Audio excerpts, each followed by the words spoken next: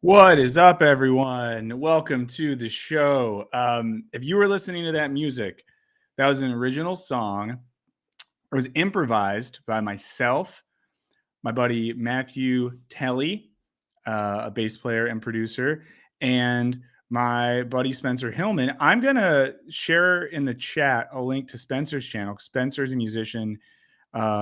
He records music on his channel. So if you want to sub to Spencer, say hi, let him know you liked it. But yeah, he produced that. I'll tell you the story of how we did it. I don't know. I thought it was fun because one thing I thought about is like, okay, doing my own channel. Why not? Why not? Oh, Porkins, what's up? Why not call the friends and why not make this a collaborative project? Why not make cool music? So went to my buddy Spencer's house. So it has a little studio area in his little Hollywood bungalow.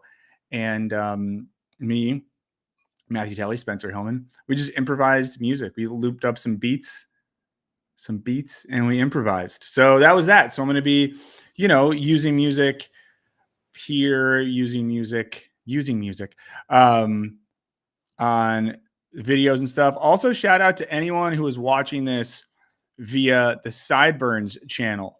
Here's another thing I'll tell y'all as we get started. I'm going to slowly start transitioning stream stuff over to that channel. That's where like VODs will live. That's where stream VODs will live.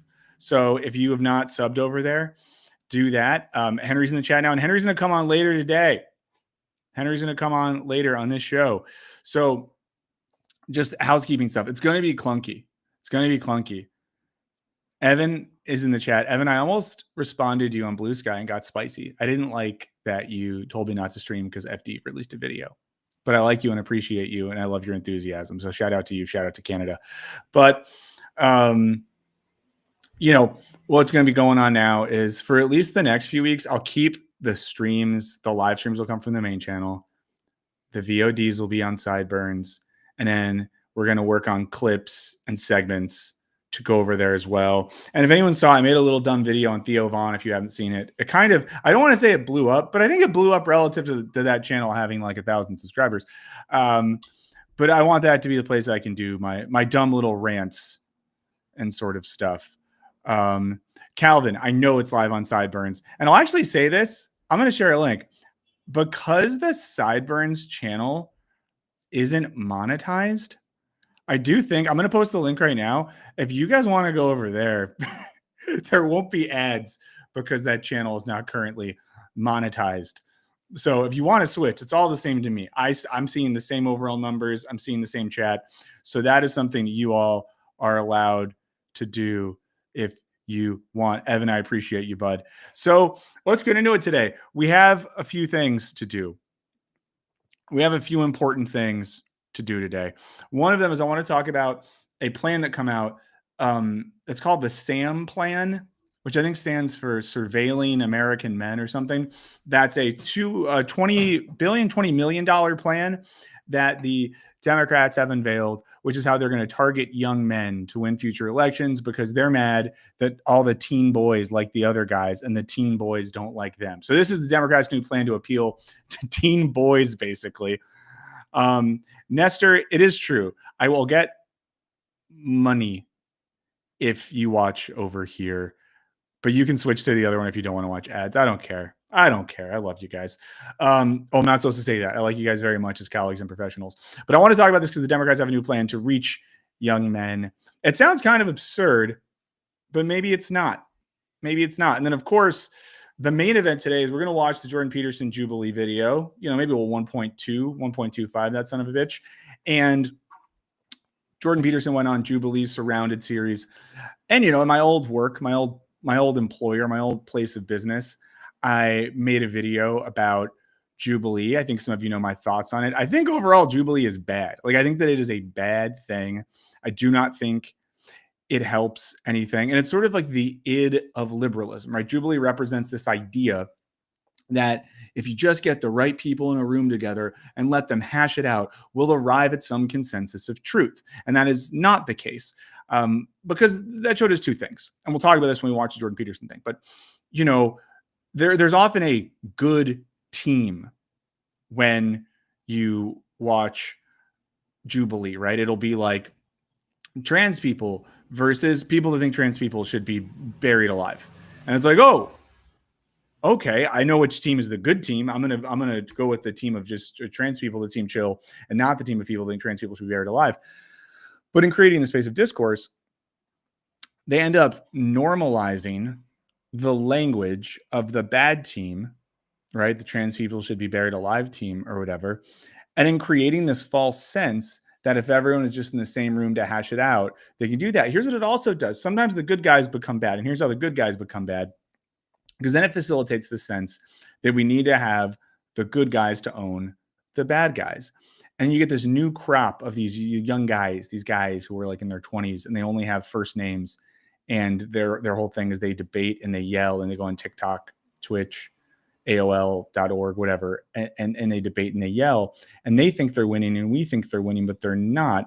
They're just further perpetuating a meaningless discourse and turning the idea of a search for truth and a search for some sort of political normalcy into this cycle of rhetoric. I have a video coming out on Friday that I'm excited about that is, it's on postmodernism, but I hate to say that because I hate the word postmodernism. But after watching some recent stuff on postmodernism, I watched Tom Nicholas's video. Shouts to Tom on postmodernism. It's something that some of the bad guys keep talking about. I decided to make a video where once and for all, I tell you what it actually is and what we should think about it. So that comes out on Friday. Maybe think about watching it. Last video hasn't done as well as I needed it to, but that's fine. That's fine. Okay. That's fine. You can't always get what you want, but if you try sometimes, you might find that it's the Olive Garden, and when you're here, your family. But I do think that's the thing. Jubilee, and this is like thinking about structures and not people, right? The structural logic of Jubilee turns everyone into bad guys because they facilitate the thing. Now you might be asking, is it unethical or weird, Michael, that you are going to watch that on the stream? Like, are you being bad? Are you a bad guy? I don't think so. Because A, we're not going to take this too seriously. B, this is an opportunity for you guys to watch this in a way that isn't connected to giving them views. So I'll give them some views. I'm getting the thing set up over there right now, so we're ready when that happens. I'll give them some views, but you don't have to. But I think it's important to analyze stuff like this for cultural sake. I think I think it's important to, see stuff like this because it relates to the whole Democrats thing, and we'll talk about this in a second. When we start to buy into this, which is it's entertainment. That's all it is, right? Jubilee is a mechanism for clips, a mechanism for entertainment, as many things are. They're not trying to facilitate political change. They're not trying to organize people to start a movement. Not like us, because we're starting the revolution, guys. Gear up. Let me be your Luthen, but I will not shoot you. But, it is just entertainment, but then people take it way too seriously. And this is one of the sicknesses of liberalism, is taking stuff like this too seriously. I think I saw someone mention Aaron Sorkin in the chat. Shout out to Jackson at Skip Intro and his recent videos on the West Wing / the Worst Wing. But the liberal mind looks at something like the West Wing and they construct an imaginary vision of what politics should be like. That imaginary vision, whether consciously or unconsciously, facilitates what they try to do or support in the real world. We've seen a lot of this, right? And I think that to maybe a lesser, maybe even a worser extent, a more bad extent, we can see something similar like this happening with Jubilee, where it paints a picture of political discourse, cultural discourse, that we then normalize as this is what is good. This is how things happen. On the tags they use on Jubilee videos, shouts to TubeBuddy, they'll let you see all the tags.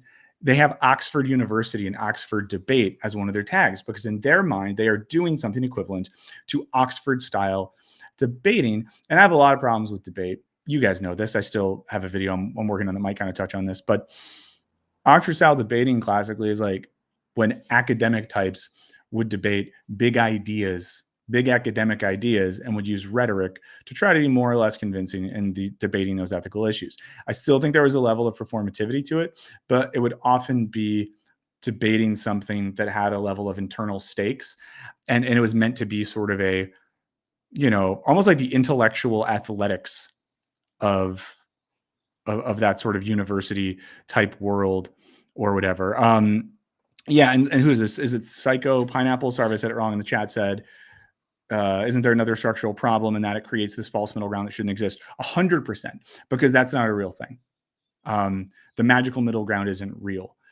The reason that they want there to be a magical middle ground is because the magical middle ground is where we can all buy stuff together in the marketplace of ideas.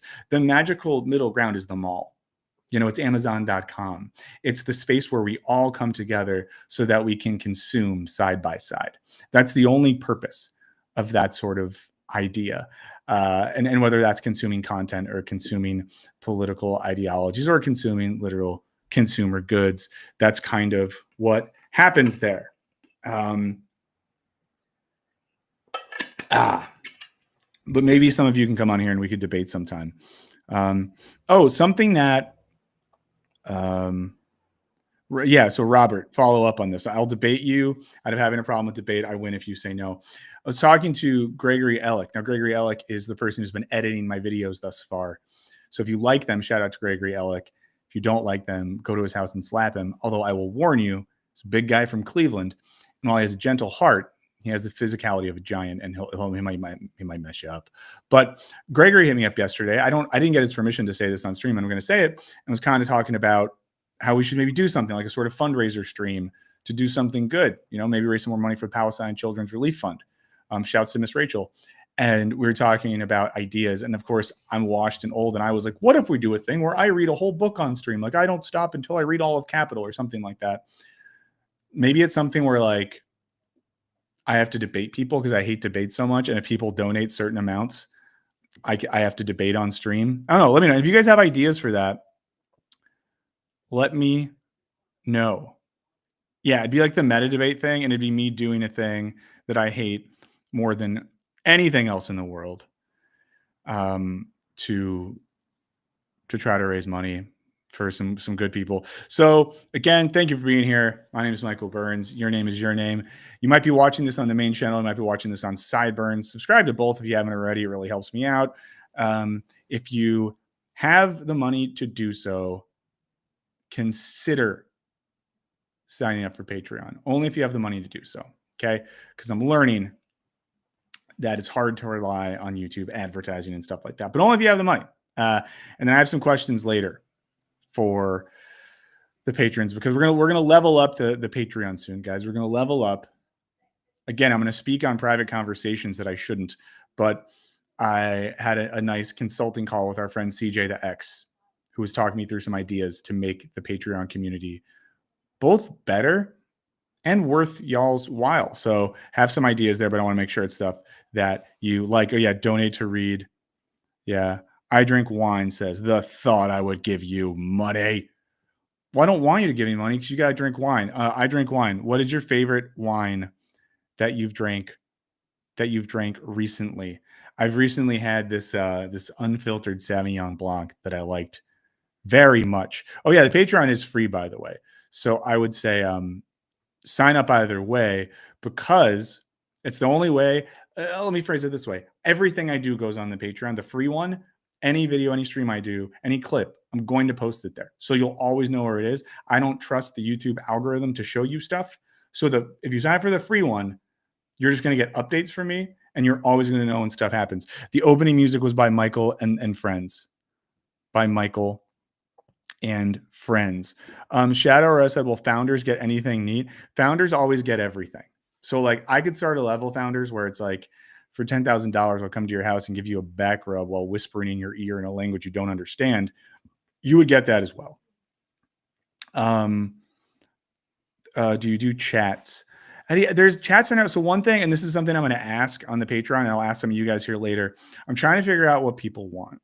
So for example, a thing that I drink wine. Did you tell me what kind of wine you like yet? See, there's two things that CJ does that I'm thinking about doing.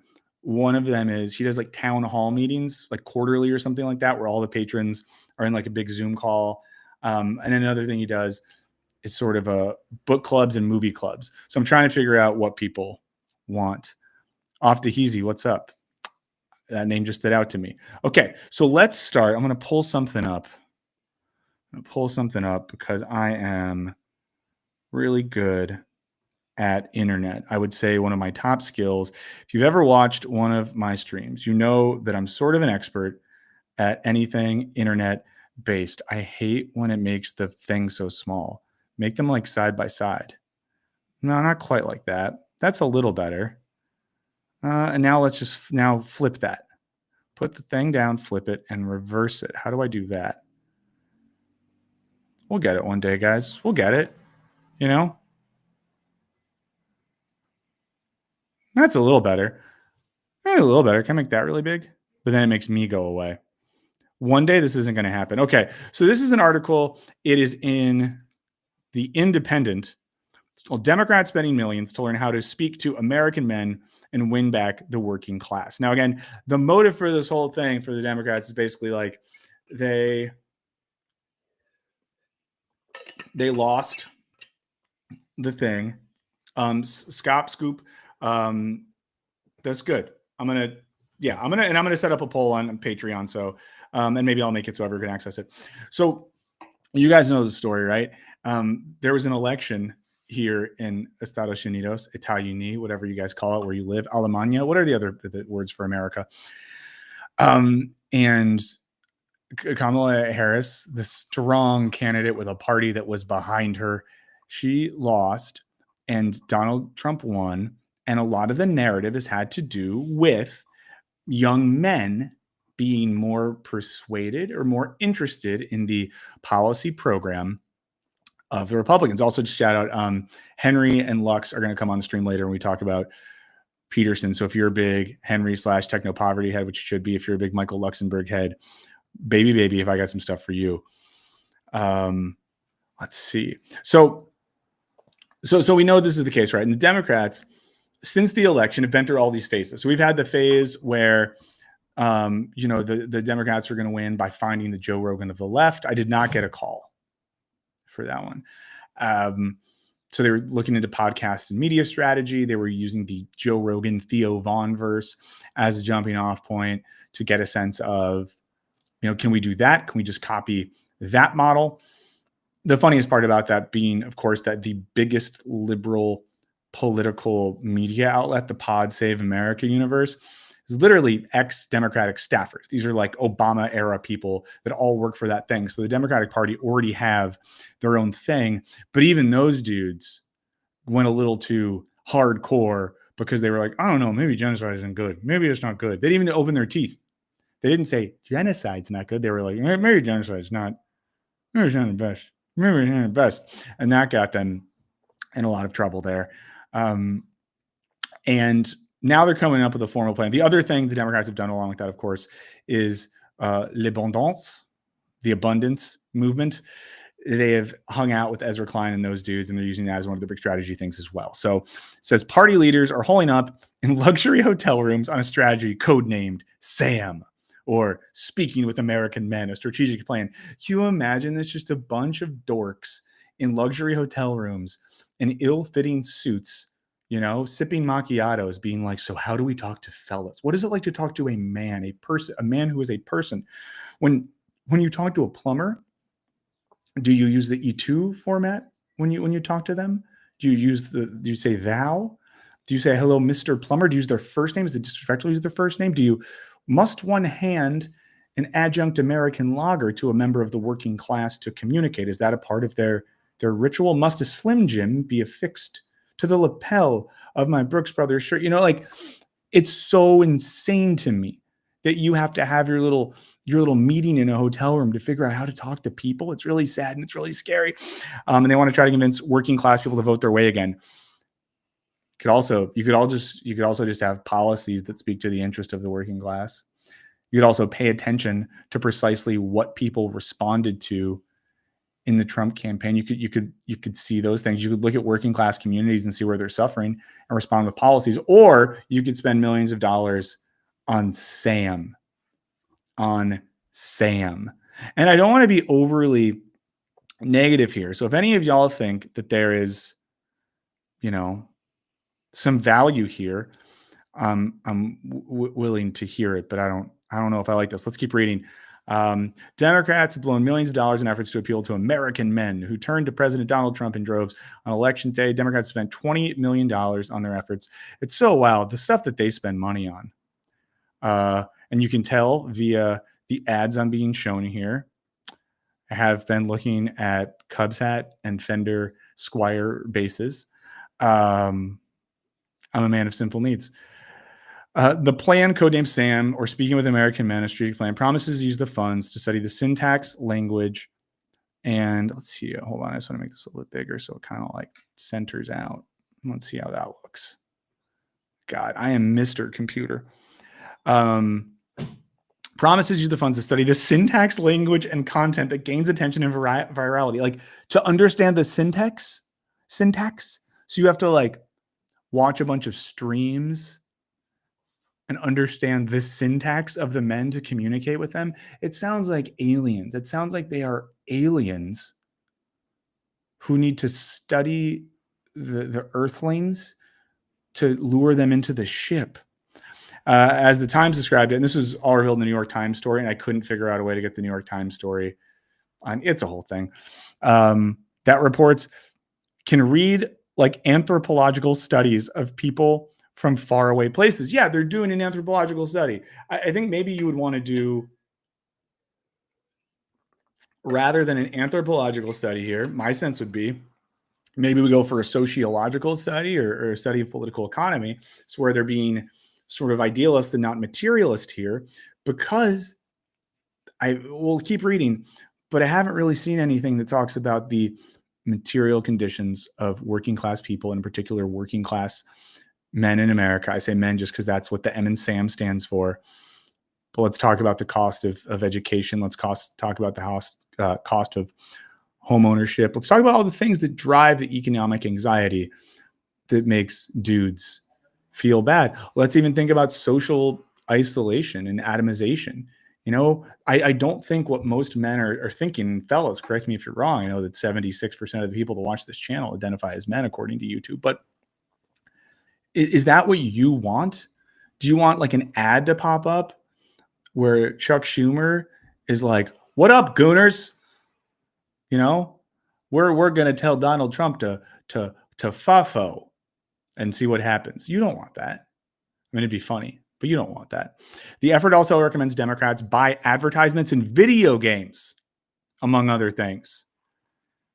If I know gamers, and as someone who was professionally employed by a video game company, I'll tell you, if there's one thing the gamers want, it is ads for the Democratic Party to pop up mid-game. Is that what you want? Yeah, Off to Heezy in the chat says, feels like it's a refusal to accept the answers that have been shown to them. Yes, because, and Off to Heezy, I'm just riffing off you. This is a point you have made, and you're absolutely correct. They don't want the answers that are correct to be correct, because to actually respond to the stuff that we know would mean drastically shifting their political priorities, but they don't want to do that. What do they want to shift? Their marketing budget.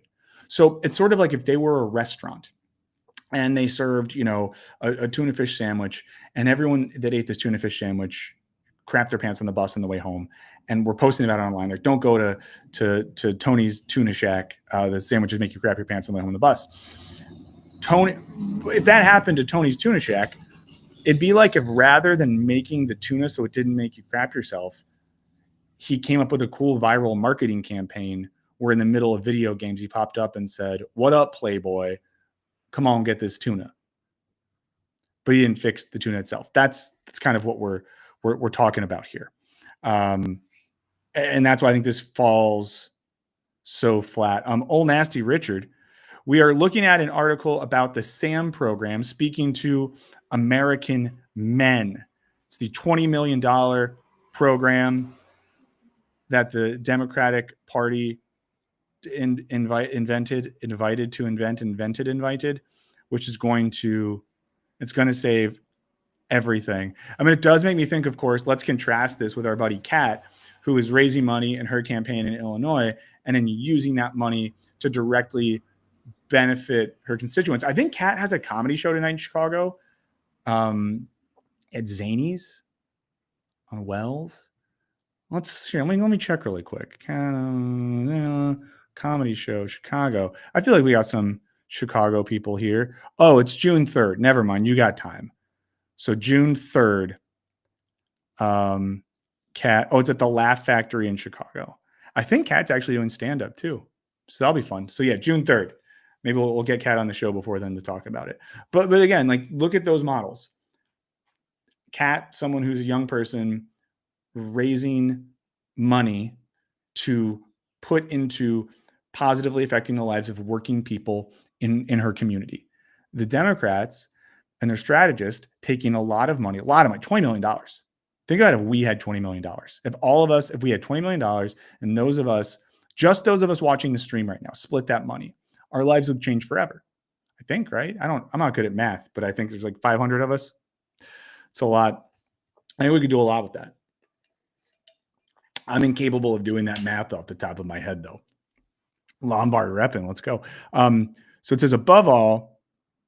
So note that I give credit where credit is due. I'm trying to be a more positive person, trying to engage constructively. I'm going to engage constructively here. It says above all, we must shift from a moralizing tone, the plan urges. That is true. The moralizing tone isn't good.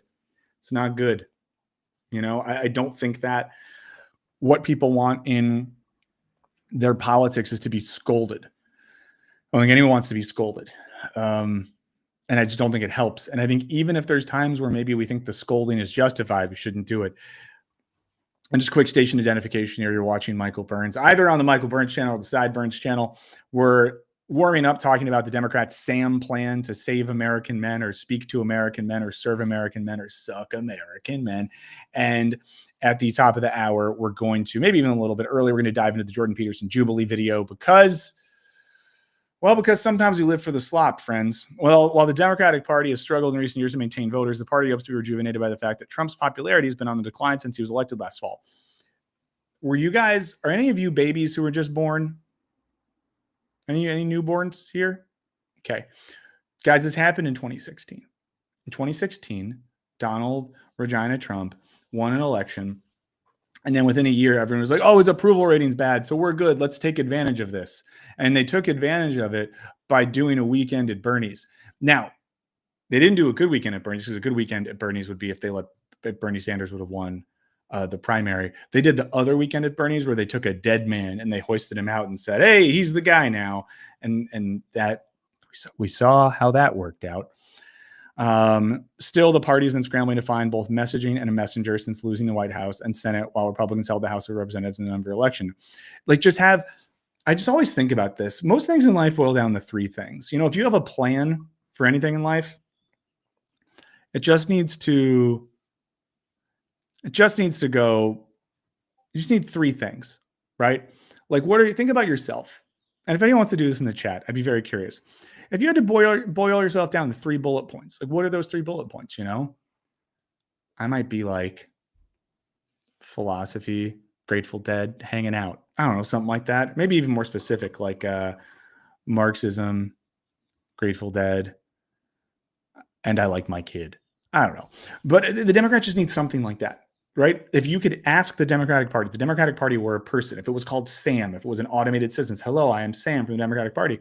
If it just said stuff like housing equality for all, healthcare for all, education for all, something like that.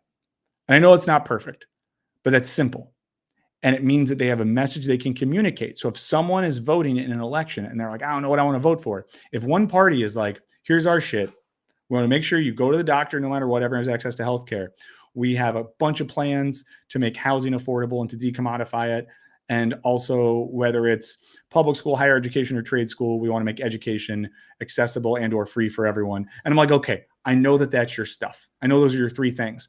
But the Democrats they're not doing that. I love handsome and bad at math bread. That's really good. It's really good.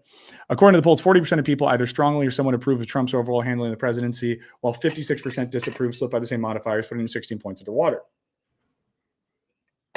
I think the thing that they're missing with all of this, right, The thing that people like about Trump, and the reason why some of us who very much don't like Trump sometimes still giggle when we see him talk, is he has some riz. You got to admit that. He has a certain level of riz. And what the Democrats seem to be doing does not seem to be offering any level of riz in return. There's no charisma. There's no, I hate to say this word, but there's no vibe that accompanies this. Let's go back down. It says Trump's numbers seem to be getting worse and worse, and I'm pretty optimistic Democrats will have some real opportunities in 2026. But here's what they're going to do probably. You know, what is their real opportunity going to be? Getting some like AIPAC-funded centrist Democrats to take back some seats, some like Slotkin types who think that oligarchy is too big of a word for American people. Like, and again, this is the Democratic Party. Democratic Party picks Slotkin from Michigan to be the person that responds to the, not the State of the Union, whatever they call the thing Trump did a couple months ago. That's who they pick to represent them. And this is a person who's ex-CIA, thinks that like Israel rips, and thinks that oligarchy is too big of a word and we need to dumb things down. These are the people that they are choosing to represent the party. These are the people that they're putting out front and center. Just a reminder, I've never voted. I don't understand politics, so I'm just looking at this as a fan. The 2022 midterms mask the Biden problem. A 2026 midterm, we should not let that mask a deeper problem. I mean, this is right. Democrats have lost credibility by being seen as alien on cultural issues. Yeah. Now, when I say that, here's my thing. There are people who are doing the thing that's like, then this is the, Gavin Newsom has said some of this. What's the real bad guy? I'm forgetting that there's a real bad guy whose name I'm forgetting right now. What's the guy who was the mayor in Chicago who worked for Obama and then they shipped him off to Japan to be an ambassador? Someone in the chat will know his name. I can't. Oh, Rahm Emanuel. A lot of these people have been like, yeah, where we went wrong is we were like trans people exist and no one cares about. That's not what I mean when I say alien on cultural issues. But I do think a lot of professional Democrats speak to people as if every human listens to the Daily every morning and pays for Vox Premium or something like that. I could have phrased that a little clearer, but you guys know what I'm talking about. Meanwhile, longtime Democratic researcher Anat Shenker-Osorio told the Times the Democrats must take actionable steps to earn back voters. Voters are hungry for people to actually stand up for them or get caught trying. She said, oh, I like that. The party's in a lot of navel gazing, but not enough full belly acting. Say it with your whole chest, says Shenker-Osorio. I mean, yeah, that's what I would agree with there. Again, material analysis. We want to see people that do stuff. And right now, there's so many, even from a PR perspective. Like, think back to, is it Senator or Congressman Al Green from Texas, who got jammed up for talking some shit at the same thing the other people had their cute little signs at. People like stuff like that. It makes them believe in a politician. What if a younger, more, and not that Al Green isn't charismatic, he's just a really old guy. What if a younger and slightly more charismatic politician put themselves on the line?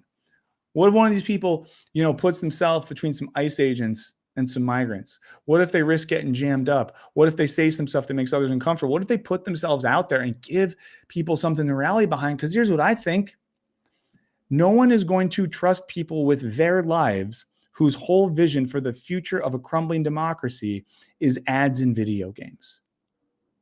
To quote my second favorite hip hop group of all time, stakes is high here.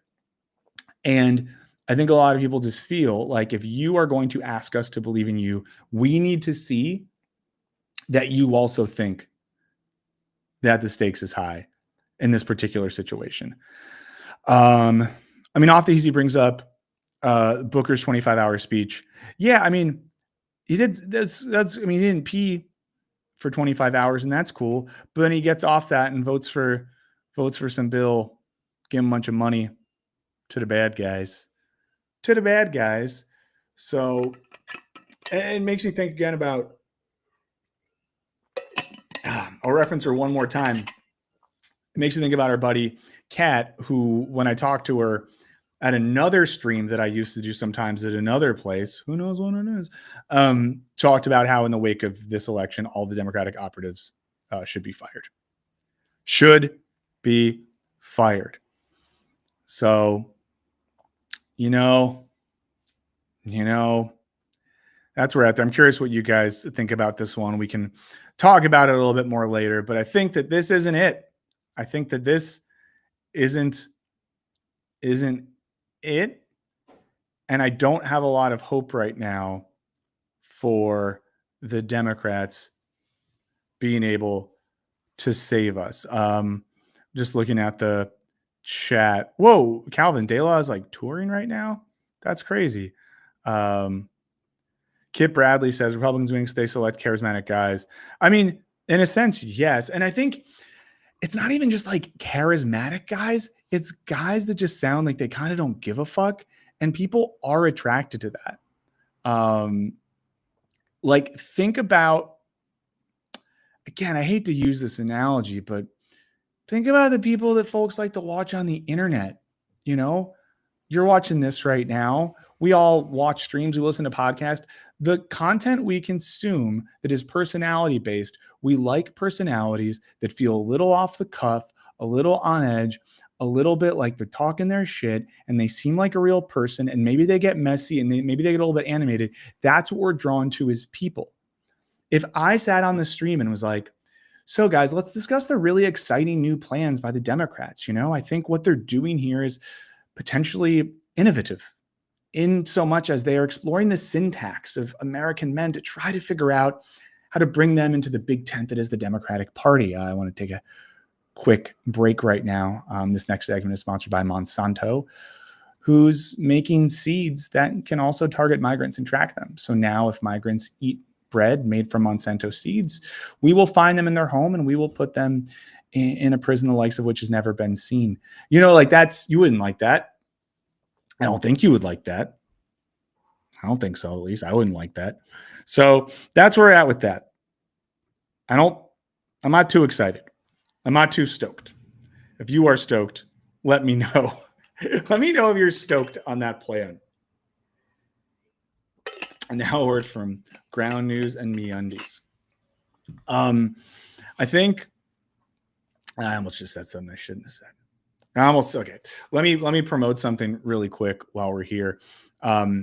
Do consider watching my next video that comes out on Friday. Patrons are going to get it as soon as the edit's done. I'm behind on this one. Oops. But it's on postmodernism, but not in the boring way. Basically, it's about, I don't want to give the whole thing away, but Garrett's here. I love Garrett. And I owe you an email, Garrett, because I want to talk to you about working on some stuff. So Garrett's someone who is a PhD. Garrett's like the world expert in the politics of streaming culture. And I say that very genuinely. He actually is. He's the first person that's done an entire PhD on political streaming and the influence that stuff like this has on, I think specifically American politics, whatever. Very smart guy. But a thing I talk about in this video that's coming out Friday that I think is relevant is a lot of the discussions of quote unquote postmodernism completely miss the point, because postmodernism is not a philosophy. It's not a theory. It's not an ethical system. It's not a moral system. It's the description, to quote Frederick Jameson, of the cultural logic of late capitalism. And I think a lot of the discussions of postmodernism distract or obfuscate that sort of thing and keep us from understanding how we could actually like understand the world in such a way as to change it. And really, postmodernism is a category used by Marxist theorists to talk about the world in a way that's interesting. Someone said, as a neoliberal channel, when are you getting the Boeing or Lockheed CEO on your stream? I'm going to do that soon. I'm going to do that soon. Tuxedo Mask says, I think young men are possessed by misogyny, so maybe we need like a fresh and fit on the left. I guess that's what like is that what Hassan is to an extent, you know? Because he's like a jacked dude that like wears cool clothes that dudes can be excited about. I don't know. The fresh and fit stuff, what I didn't know about that for a long time, when I learned about fresh and fit, it almost broke me. Give questions for Garrett in the chat. I love it. Everyone overwhelm Garrett with questions. Okay. Let's see if I can get the screen set up like I had it last time, because I liked how I did that. I think that works. And let's do this maybe. That's going to be hard for me to press play then. Okay. just doing some setup, just doing some housekeeping.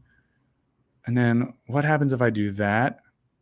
And then I do that. Does the video come back? Great. Great. We're figuring it out, guys. We're figuring it out. And if I do that, then I do that, then I come back there. And then what happens here? Okay. I have all these like videos queued for restream tutorials that I still need to check out there. Okay, guys, we're going to start the Peterson thing now. I know, full screen webcam in the corner. Let's see if it'll let me do that. Oh, I guess that's this, right? Yeah. And then let me just do one more thing. Can I do, okay, that there. But see, yeah, it won't let me then have that in the picture there. What if I do this? Okay. See, it lets me do that. Okay, and now let's do this. Okay, this is what I wanted all along, guys. This is what I've wanted. And now I just want to see one thing. If I click that, and then I click that, will it go back? Fuck yes. Fuck yes, guys. Sorry for my language. Sorry for all the Christians in the chat. I'm going on a Christian podcast tomorrow. The Heretic Happy Hour. I was on it the other day, and it's kind of fun. So if you want to see me talk to Christians, check that out. I also am getting text messages. I did not get consent to use that song at the beginning of the show from my friends I made it with, and now they're in our group chat, and I think there's maybe some tension. So let them know that you like the song. You know, leave comments saying you thought that song was good. We'll listen to it again when I really have to do a pee break. And before I start this again, I love just edging. New plan, by the way. Set your calendars.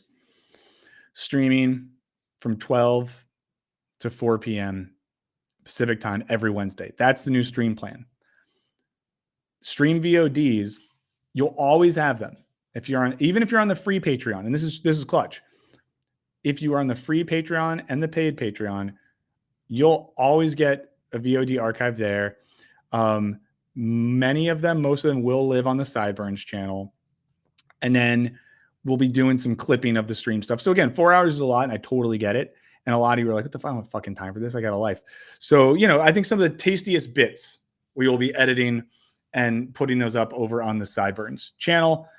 So let's get into it, guys. This is Jordan Peterson Jubilee. What can we do but start? Oops, I had the audio turned off. God, I hate myself. Oh, wait, let's not do the intro. Where's the...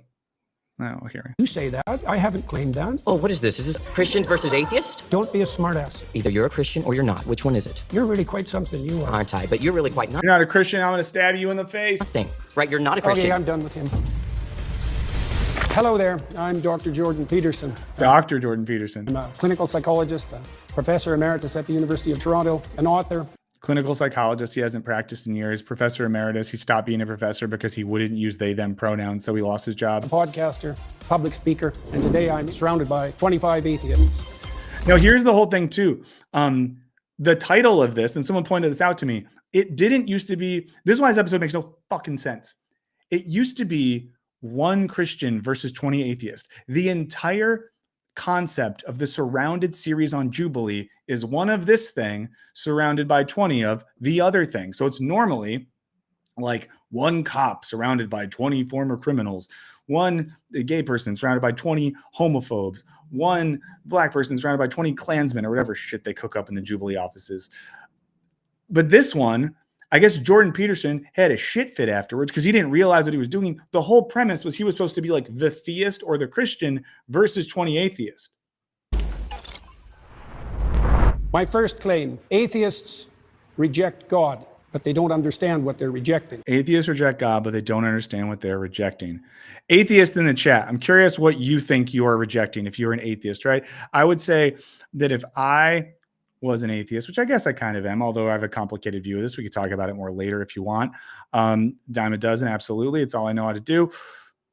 I would say most atheists are rejecting the idea that there is an omnipotent divine presence in reality that has a direct effect over the outcome of our lives and existence, and that there is a spiritual realm that transcends our material realm in which God exists and which our souls can go after we die, or something like that. To me, I think most atheists, I think some are maybe rejecting the specificity of their religious tradition, but I think a lot of people that are atheist are rejecting the metaphysics of God in a more general sense.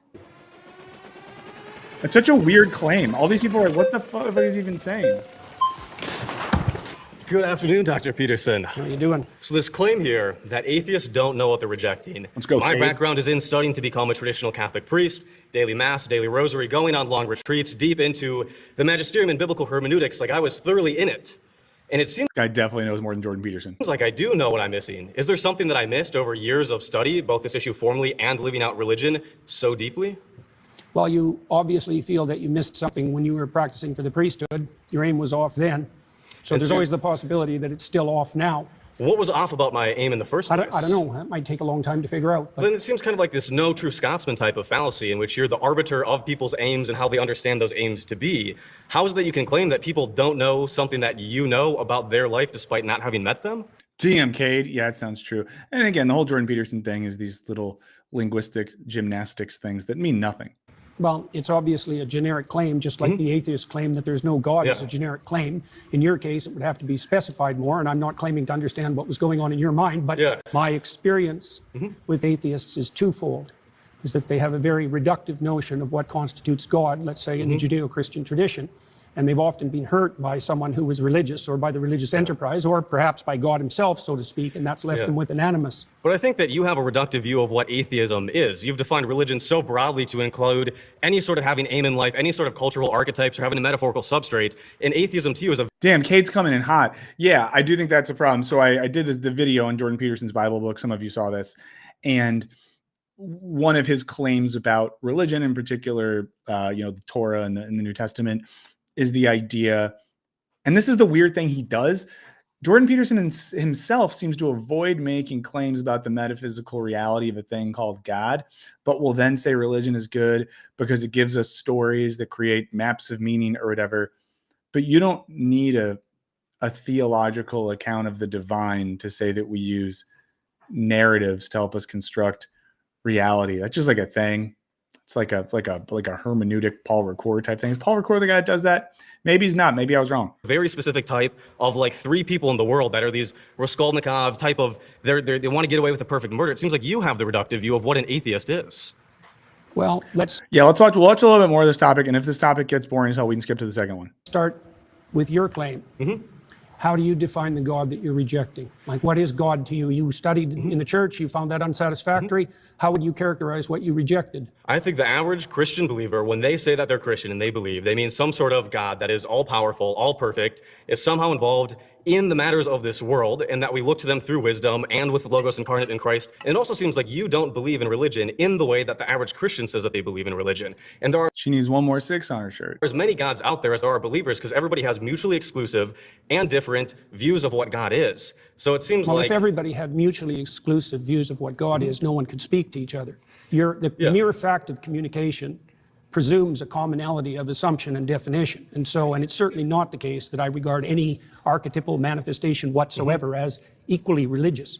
So that's not a real claim. Let me give you an example. For example, there's a sub-narrative in the story of Moses where Moses is rewarded with a glimpse of God. Okay, and that's one of the ways that God is characterized in the Old His whole thing is that he's read like 3 books of the Old Testament. Testament stories. Yes. Now, Moses is a faithful servant of God and a good man. At least that's the case within the confines of the story. one possible It's interpretation. the case within the confines of the story, obviously. But Well, does not it- obviously. there's- When we look at the Bible can't precisely say anything because there are so many different exegetical and hermeneutic views of this particular book, and that everybody has agreed everybody has disagreed historically I can tell why this clip didn't go viral, because this guy's just making a good argument. on. It seems like even the most benign detail about a book this big, and it seems like you can only say that the Bible says something if you first presuppose that it's univocal. So your claim essentially is that Moses in Joe, the Old it's all Testament good. plays the role of a villain or is irrelevant? Because the alternative claim I'm is saying that we he's can't good. know because we that's- can't talk to those look, authors. If you are going to start with the presupposition that there's nothing I can say about any of these stories that you're not going to disagree with from the perspective that there are multiple potential competing claims, then I can't speak with you. So And we also have a short time here, so I want to get to the core of what you're arguing here, and I'd love if we could. The core of what I'm arguing is that atheists reject God, but they don't understand Look at that eyebrow twitch. What's he on right now? what they're rejecting. So I'm trying to give you an example of what's being rejected and its complexity. Okay, so God rewards Moses with a glimpse of the divine. So this is a definition of the God that atheists are hypothetically rejecting. What? God gives Moses a glimpse of the divine, and that is a definition of the God that atheists are rejecting. That doesn't make sense. A possible one. I said I didn't say the. I know. He's just such an angry little man. Said That right. is possible, yes. Okay. So despite the fact that Moses is a stellar character and he's had a long and difficult life and can withstand a lot of difficulty and travail, God puts him between two cliffs. So he can just see a crack of what's in front of him. And when God walks by, he allows him to see his back. Okay, so the implication of that story is that the divine is fundamentally unknowable. It's a pinnacle experience, and that people in their finitude have to be shielded from a comprehensive vision of the basis of reality. Well, that's not the God that's defined in that manner, right? It's not a simple personification. It's not a simple old man in the. Okay, so his argument here is that the divine, as represented in that story, in God's encounter with Moses, is a thing that is withheld. The divine is something that peeks through the cracks of existence. And that's like an interesting definition. I like that. I think that's a definition that pops up in a lot of the interesting philosophical accounts of the divine. But it seems like he's kind of saying like atheists are wrong because I have a definition of God that's slightly more interesting. So that would be like if I was arguing with an atheist and I was like, oh, well, according to someone like Soren Kierkegaard, the way we understand God is sort of like an existential reality. God is a fundamental tension and unknowability about existence. And like, that's cool and all, but you don't need to sort of hitch your wagon to the necessity of the divine in a traditional sense to hold that view. Sky, it's something that in its essence is unknowable and overwhelming. And that isn't, in my experience, the God that's defined by atheists who are attempting to undermine the story. I mean, it's the same claim, for example, that you're a finite creature and that you face something that in the final analysis is unknowable and that you have to establish a relationship with it regardless of your inability to perceive or even withstand perceiving the whole. Okay, is there a problem with that? I mean, the problem is that when we look at, famously, when you've been asked, do you believe in God? The question becomes, what do we mean by God? And in the Bible, it's not even clear if the biblical authors know what God is, because Yahweh has historically emerged from an early storm god, a deity that doesn't exhaust the category of deity, and that has changed over the Old Testament. Does God have physicality? Does God not have physicality? It seems like, yes, if you define religion to mean anybody that has an aim, anybody that looks at the unknown, anybody who wants to go from chaos to order is inherently religious, then yes. But also in the same way, I could define atheist as somebody who doesn't dogmatically believe in a religion, or somebody who doesn't regularly attend religious services or belong to a denomination. Help, especially the audience, kind of like boil this down. There was a lot of words there. That the central claim is that we exist somewhere between the finite and the infinite. A central claim. A central claim is that we exist somewhere between the finite and the infinite. No, I said that we were finite and we had to establish a relationship with the infinite.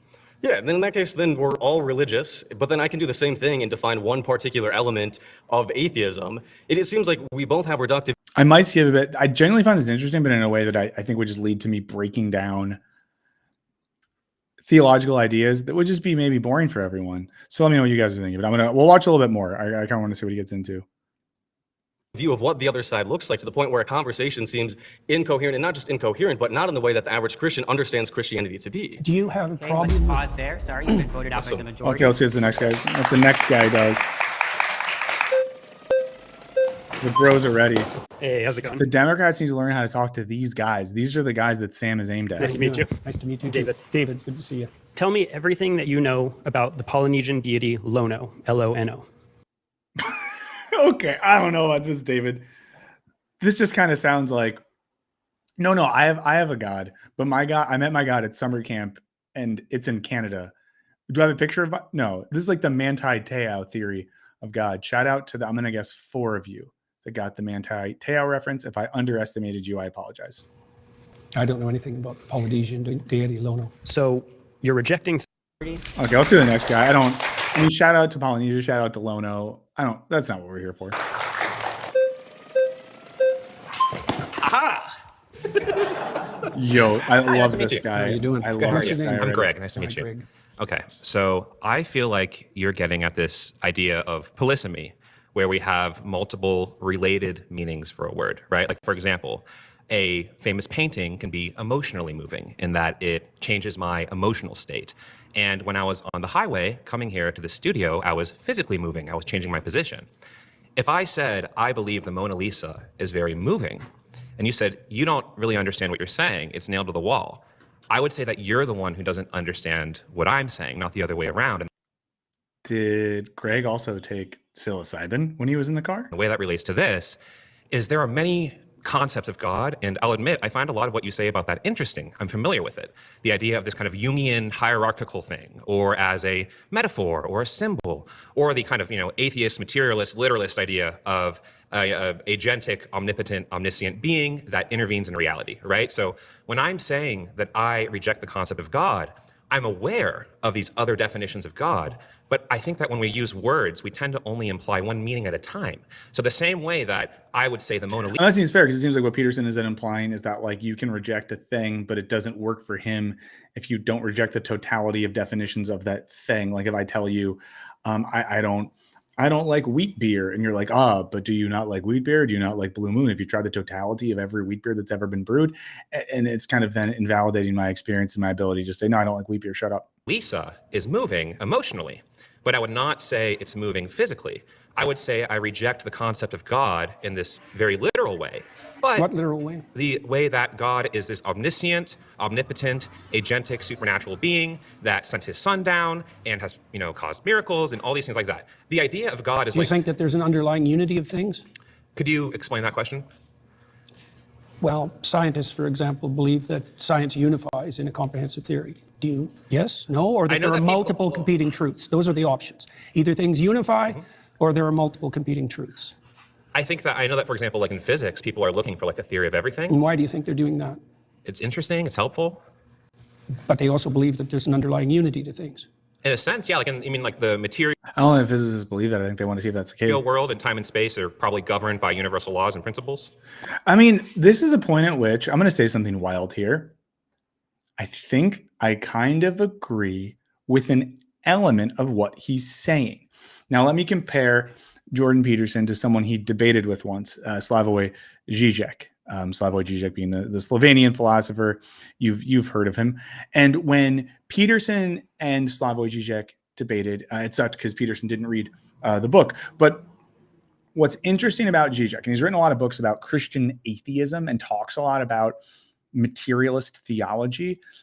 A claim that Žižek will make is that there are elements to the narrative of Christian theology that relate to, Hegelian philosophy, Marxist political economy, Lacanian psychoanalysis, this idea that there is a narrative structure or an ontological structure at play in Christianity, this idea that there's like this split between the absolute substance and the subject of that substance, the universal category and the individual, and the tension between those two things, and the individual trying to know the absolute.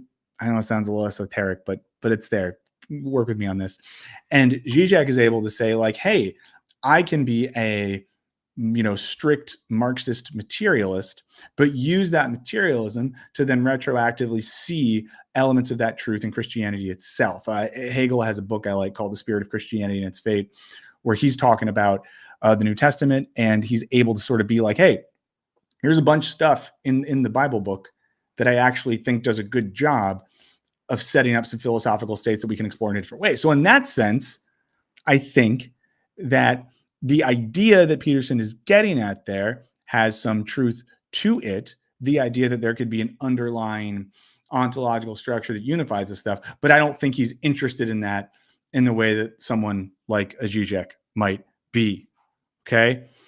And listen, I get thrown off because I sometimes look at the chat and someone's like, I can't deal with this, I'm leaving. But there's enough of us still here. So if you want to hang out today, but you don't have it in you to keep watching this, that's totally fine. I'm going to be streaming for a couple more hours. So just come back in a bit, when you're here, your family. And I might skip around because I'm finding some of this boring. Partly that, yes, yes, but that the same thing might extend to a forgot to broader plug my domain that would computer include imagination and value. Could you help me connect that to the prompt? Well, I'm trying to define God, the God Yeah. that I don't think atheists do a very good job of defining. Here's another question for you. What do you think guides you in your determination of whether or not what you're saying to me is true? Can we go back? Can we stay on what we were talking about? We are. Okay. You're just uncomfortable with the question. No, I feel like you're just kind of throwing different spaghetti at the wall. I'm not. Okay. I asked All you a right. very specific question. What is it that you think guides you when you're talking to me to help you determine whether what you say is true? Logic, memory, reasoning, sensory information. How do you distinguish that from being governed by something that's false? An interesting question. How do you know the difference when you speak between what's true and what's false? So you can imagine Infer, right? I can infer. I can. from what principles? So, and what are you getting at? I'm getting at the fact that your conscience guides you. Is that Okay. reasonable? Conscious is defined He's just so intense. by Conscience. my empathy and my reason are my foundational. Define it any way you want. Okay, so that's how I'm defining my conscience. Is my my conscience is my sense of Right and and wrong. Yeah, exactly. Yes. Yeah, Where yeah. does that come from?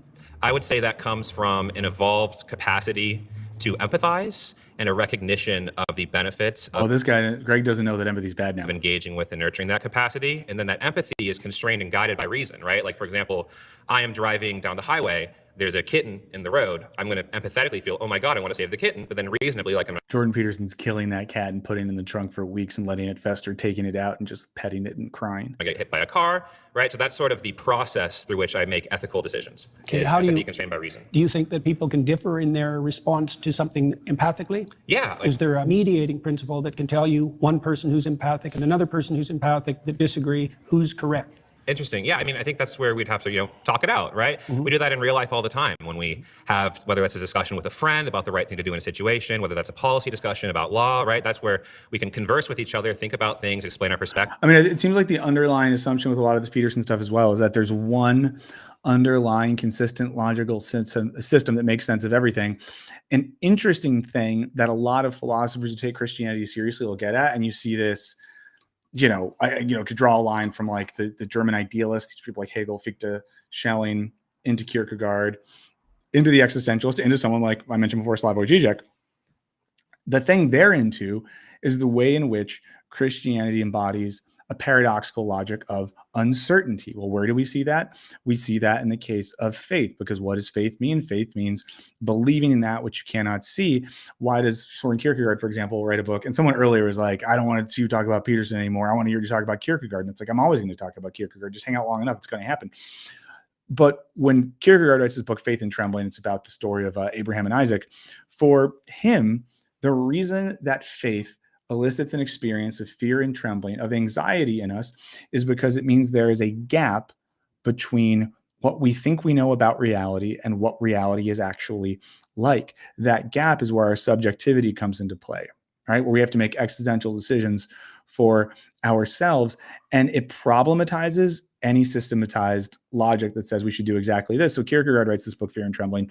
And what he's thinking about in the back of his head when he's writing that, some of these German philosophers, especially someone like an Immanuel Kant, who has a system of ethics that's basically like, we have a full logic and science of ethics. We have a metaphysics of morality. So now, rather than morality being something that involves a sort of existential tension, rather than morality being something that involves you having to make difficult decisions about difficult situations in the moment, it's just like a choose your own adventure, do the science and you'll figure it out thing.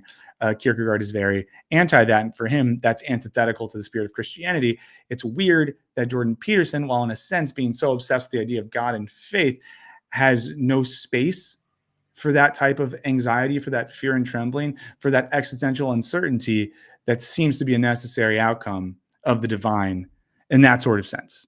At least that's what I'm thinking when I see this. And then kind of reach a conclusion, right? That I think that we do that all the time. So Elijah, the prophet Elijah, defined God in the Old Testament as the voice of conscience within. Okay. That's a definition. So you're saying by that definition of God, I see this is kind of goes back to what I'm saying initially. I'm not defining it. Elijah Okay, defined so it. as Elijah defines It's God. defined that way in Jonah, too.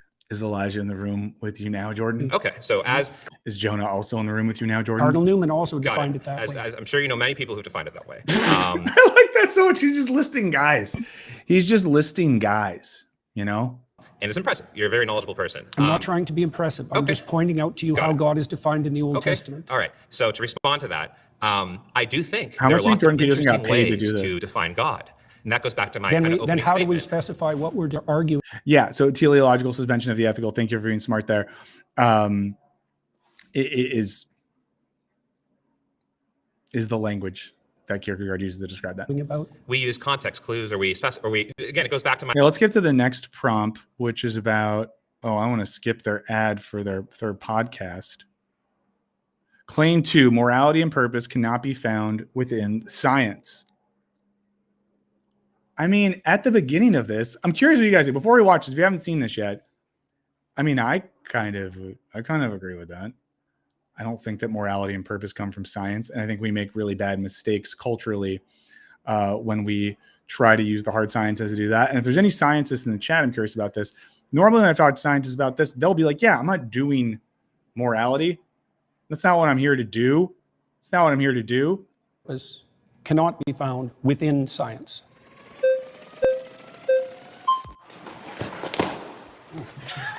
What is up, Mr. Canada? How you doing, man? What's your name? Brian. I think it's interesting that you say that morality and purpose can't be found in science. Actually, No, within science. sure. Yeah. Purpose, I actually grant you, because purpose is subjective, right? Unless you want to boil it down to the purpose of life is just to procreate, right? Sure, whatever.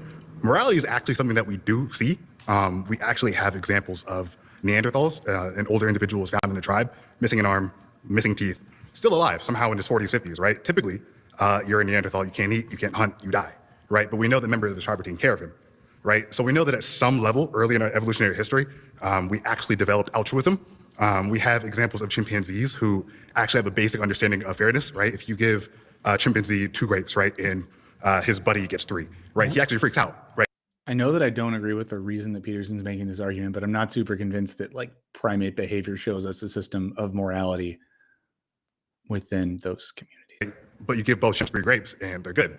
We have examples of parrots. Except for the greedy chimps. Except for the greedy chimps. They want 4 grapes. They want 4 grapes. You know, those do exist, right? Oh, I did fine. But we have similar examples where we do animal tests, right? And So morality is intrinsic. I think So it precedes science. that actually right? a better way to define it would be that social animals, which we are, right, Yeah. require some level of morality or Into what? I'm not disagreeing. Sure. Why do they require that? because it's the only way that social groups can actually survive, right? That's my point with Sure. regards to science. Thank you very much. Is that Precisely the point that you just made, that science has to exist within a moral framework that isn't in itself scientific. how's that not scientific? Well, because it's not derived from the scientific process, as you just. Well, I mean, because I think now, right? Like, what is the framework? And I think I saw Sean make this point in the chat. If it wasn't Sean or someone else, I apologize. Science doesn't exist in some objective flat playing field. Science, at least in the West, currently exists in the framework of, late capitalism. So science does have a pre-existing moral framework. It's market logic, which is why often scientific research is dictated by the drives of the market, which is why there's a bazillion-dollar market for like dick pills and hair restoration and a lot less money being put into less profitable illnesses and things like that. So this is the case. If you look at research in like physics and biology, like a lot of scientific research, shouts to Oppenheimer, goes into weapons manufacturing. Also, if you guys don't watch the channel, John Wayne is a rap producer that has a YouTube channel. It's pretty good. He made a video about boredom. And in the video, he described Einstein as a character from the movie Oppenheimer. And people in the comments got really mad because they thought he really didn't believe that Einstein was a real guy. And then he committed to the bit in his community page, and I really respected it. But yeah, so I think it is true that science doesn't exist in some objective space in a contemporary context, at least. Would at least be what I think there. Wait, I violated policy? Wait, what just happened? What?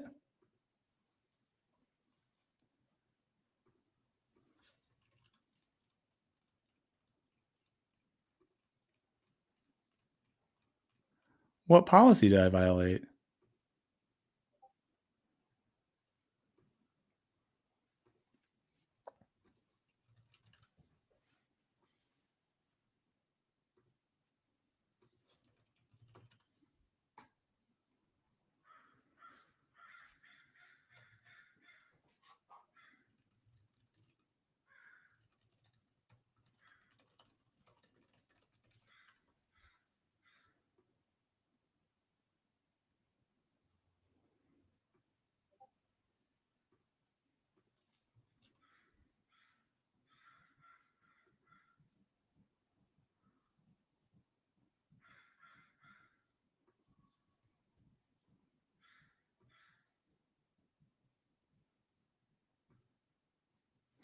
Okay.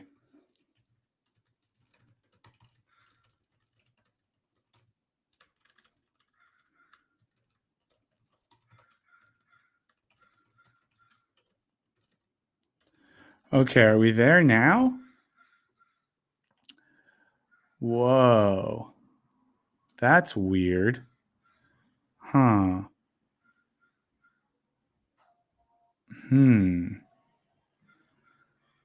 That's okay. So we're there. We got briefly suspended, it seems, because we were watching the thing. Didn't like every channel watch that video in recent days? Hasn't like everyone reacted to that Peterson video? That is so weird. Yeah, I'll tell you. I got an email from YouTube. It said, due to a copyright match, your stream was interrupted. Video title. Oh, wait.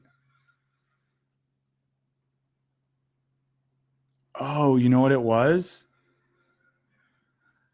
I think it's, wait, due to a copyright match. I think it might be because I was double streaming to both channels or something. But it told me I was allowed to do that. I'm so confused. Give me 1 second, guys. I'm just kind of trying to like put my head together about what did that. I'm kind of curious if I start watching the thing again, if it will stop, but I don't want to get in trouble. You know, I don't want to get busted. I'm just trying to figure out. So it says live stream copyright notice. Due to a copyright match, your stream was interrupted. Video title, blah, blah, blah. Streams interrupted when copyright content is detected after copyright material is no longer being streamed. Streams are automatically enabled. I guess it's just do you think that Jubilee has someone on their team who like is canceling stuff if someone's being negative? I'm so confused. I'm so confused about that. Yeah, so it's not the dual streaming. So it's clearly just watching the Peterson. Huh. That's so weird. I mean, I still have the video. What if I put it in like a smaller window? Oops. I let it play for a second. Maybe that'll do it. I don't know. That's so annoying. Because people have been watching it. Yeah, it says that the Peterson video is recent. It got flagged, and now YouTube's reacting with a delay. It is recent, and they have done this before. I think Henry has been around for some of that. God, I wonder. I mean, what we could do, but I don't want to do, because it'd be way too meta to do a thing where we like pull up a video of someone that's already reacted to the video. So there's other stuff we can talk about. Yeah. I wonder if we 1.5 it. It was full screen. Someone said they did this when Destiny had his one too. Yeah. I don't know. I wonder if I'm just going to search real quick and see if I can find anything about Jubilee banning streams. Let's see. They changed the title of the Jubilee video.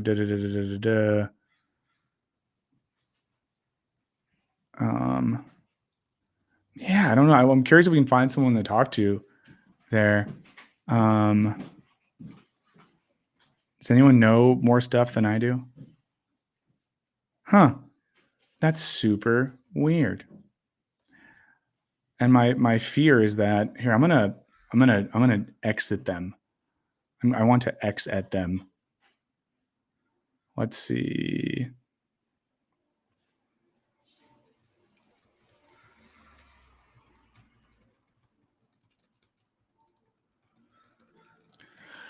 Oh man. Well, here's what we could do. Let's see.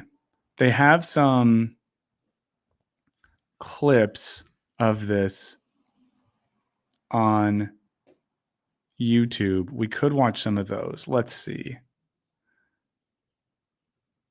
I'll pull some of this shit up maybe just to do. There's one of that guy who everyone likes. You know that guy.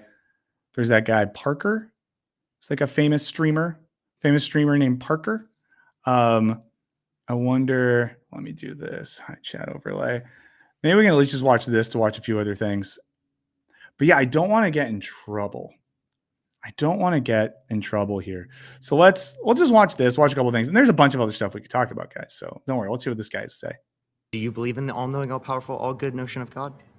What do you mean by believe? Do you think it to be true? That's the circular definition. What do you mean How when is you that say you circular? believe? How is that circular? Because you added no content to the answer by substituting the word true and believe. It's like watching a genius cook. It's like being in the chef, the kitchen of a French chef. I said you think it to be true. All right. So if What's you a belief? believe something, you stake your life on it. What do you mean by that? You live for it and you die for it. He's so intense. This is someone who thinks that everything he does is like the stakes are life and death, and he just sits in a little room and talks. It's so weird. And this is something I didn't realize until this. So this is actually a new realization I've had about Jordan Peterson. In a way, he represents the position of like a dark existentialist, because he's saying all these things that are vaguely Kierkegaardian. Like Kierkegaard has this line, I get into it in the video I made about that weird guy, Brian Johnson, where Kierkegaard writes that what I want is this, a truth for which I'm willing to live and die. We get something similar in the work, and again, I brought this up in that video, of French philosopher Alain Badiou, who talks about becoming immortal. What does it mean to become immortal? It means to establish ideas for which we are willing to live and die. You know, ideas that we are willing to stake our entire existence on. I think that's a beautiful thing. Let's, shout out Andor. What is that show about other than a group of people who are willing to sacrifice everything for the sake of a truth that exceeds their existence? There's a line in season 1 where Luthen says something like, I'm sacrificing everything for like a sunrise I'll never see, or something like that. So it is interesting that he is using that sort of language here. But to get back to, copyright, trademark, whatever, the year of teleology, when we think teleologically, then the question is, okay, if we're doing the Andor thing, if we're saying in an Andor context that those folks, these revolutionaries, are willing to live or die on a truth. Well, what is that truth? The truth is an anti-totalitarian view that everyone in the galaxy deserves to live with some sense of freedom, autonomy, and liberty, yada, yada, yada. Okay, so we see the teleological goal that makes sense of that. When we look at, the Haitian Revolution, the slave revolt in Haiti, people gave their lives. Well, for what? For the idea that enslavement is a fundamentally inhumane and unjust thing, and all people deserve to live with freedom and autonomy. Okay, great. I get that. When Jordan Peterson does this, well, what is the end game other than a sort of linguistic gymnastics, which make him the smartest boy in the class? What does he really want to do? And the weird thing is, like, he's defending a system of belief that has high existential stakes, whether you want to say that the existential stakes of Christianity are, loving the neighbor, or self-emptying love, or fighting for justice and compassion, or serving the neighbor and the orphan and the widow, or I don't know, doing totalitarianism, whichever way you want to read it. But instead, he uses these same things to argue for a kind of nothingness. I don't know, guys. I don't know. Harvard ethics and business prof, tenure pulled for fraud. I'm going to look that up in a second. Let's just watch the rest of this clip. Okay, so you're saying that you don't believe something if you wouldn't die for it? Not really, no. Okay. So then, How would you define belief? Something you say? Can I explain? Like, I could believe it is the case that this pen exists, but if someone threatened my life, right, I would lie in order to be able to save my life, right? Like, I think you would do that too. You wouldn't lie to save your life. Don't be so sure. You Wait, is he threatening to kill the man with the pen, or saying that he loves the pen so much he would die for the pen? You wouldn't lie to save your life? How much do you know about me? I didn't lie to save my career. I didn't lie to save my clinical practice. Again, when he says lie, we all know this, but it's worth noting that what he's referring to here in many ways is he didn't want to do some mandatory training that they had in Canada, which involved pronoun recognition, and he was willing to sacrifice. So, okay, this answers my teleological question. If we again use the example of Andor, right? Those people in that show are willing to give their lives to fight against totalitarianism, to fight against fascism, to fight against, genocidal military action. They're willing to die for that. He is saying, I was willing to die for my right to not see they, them pronouns in a faculty email. I don't know. Would you lie to like save your children, your mom, your dad? I don't think lying would save them. Can there ever be a circumstance logically that lying could save someone? Yeah, and if you're steeped in sin, you're likely to live in circumstances like that. What is he doing? I know that we have not seen the context that led up to this right there. If you're steeped in sin, so the guy he believes that the Bible is like a metaphorical text that explains some conditions of our existence, but then sin is also real. And if we live in sin, we create circumstances in which we have to lie to save our lives.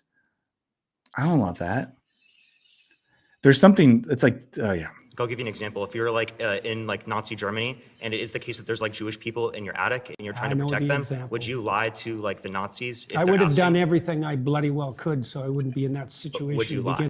So I would do everything, so I wouldn't be in that situation to begin with. The situation is defending people from extermination. So he would do everything he could to make sure he wasn't in the position to save people's lives from the Nazis. It's a hypothetical, and it's You not can't answer answerable. hypotheticals? No, I can't answer a hypothetical like What? that because Did it's you eat far. today? Did you eat Don't today? play games. I'm not playing a game. I'm just asking Yes, if you you ate are. it today. I just told you Hypothetical? I would do everything that I could to make sure that I'm never in that situation. By the time you've got there, you've made so many mistakes that there's nothing you. By the time you've gotten to the point where you're risking your life to defend and protect the lives of those being hunted by a fascist government, you've made so many mistakes. Can do that isn't a sin. Being born in Nazi Germany and trying to protect people that you care about, like there could be a Jewish friend that you have and you want to protect them. I think you should have just them in give your up on attic. that line of questioning.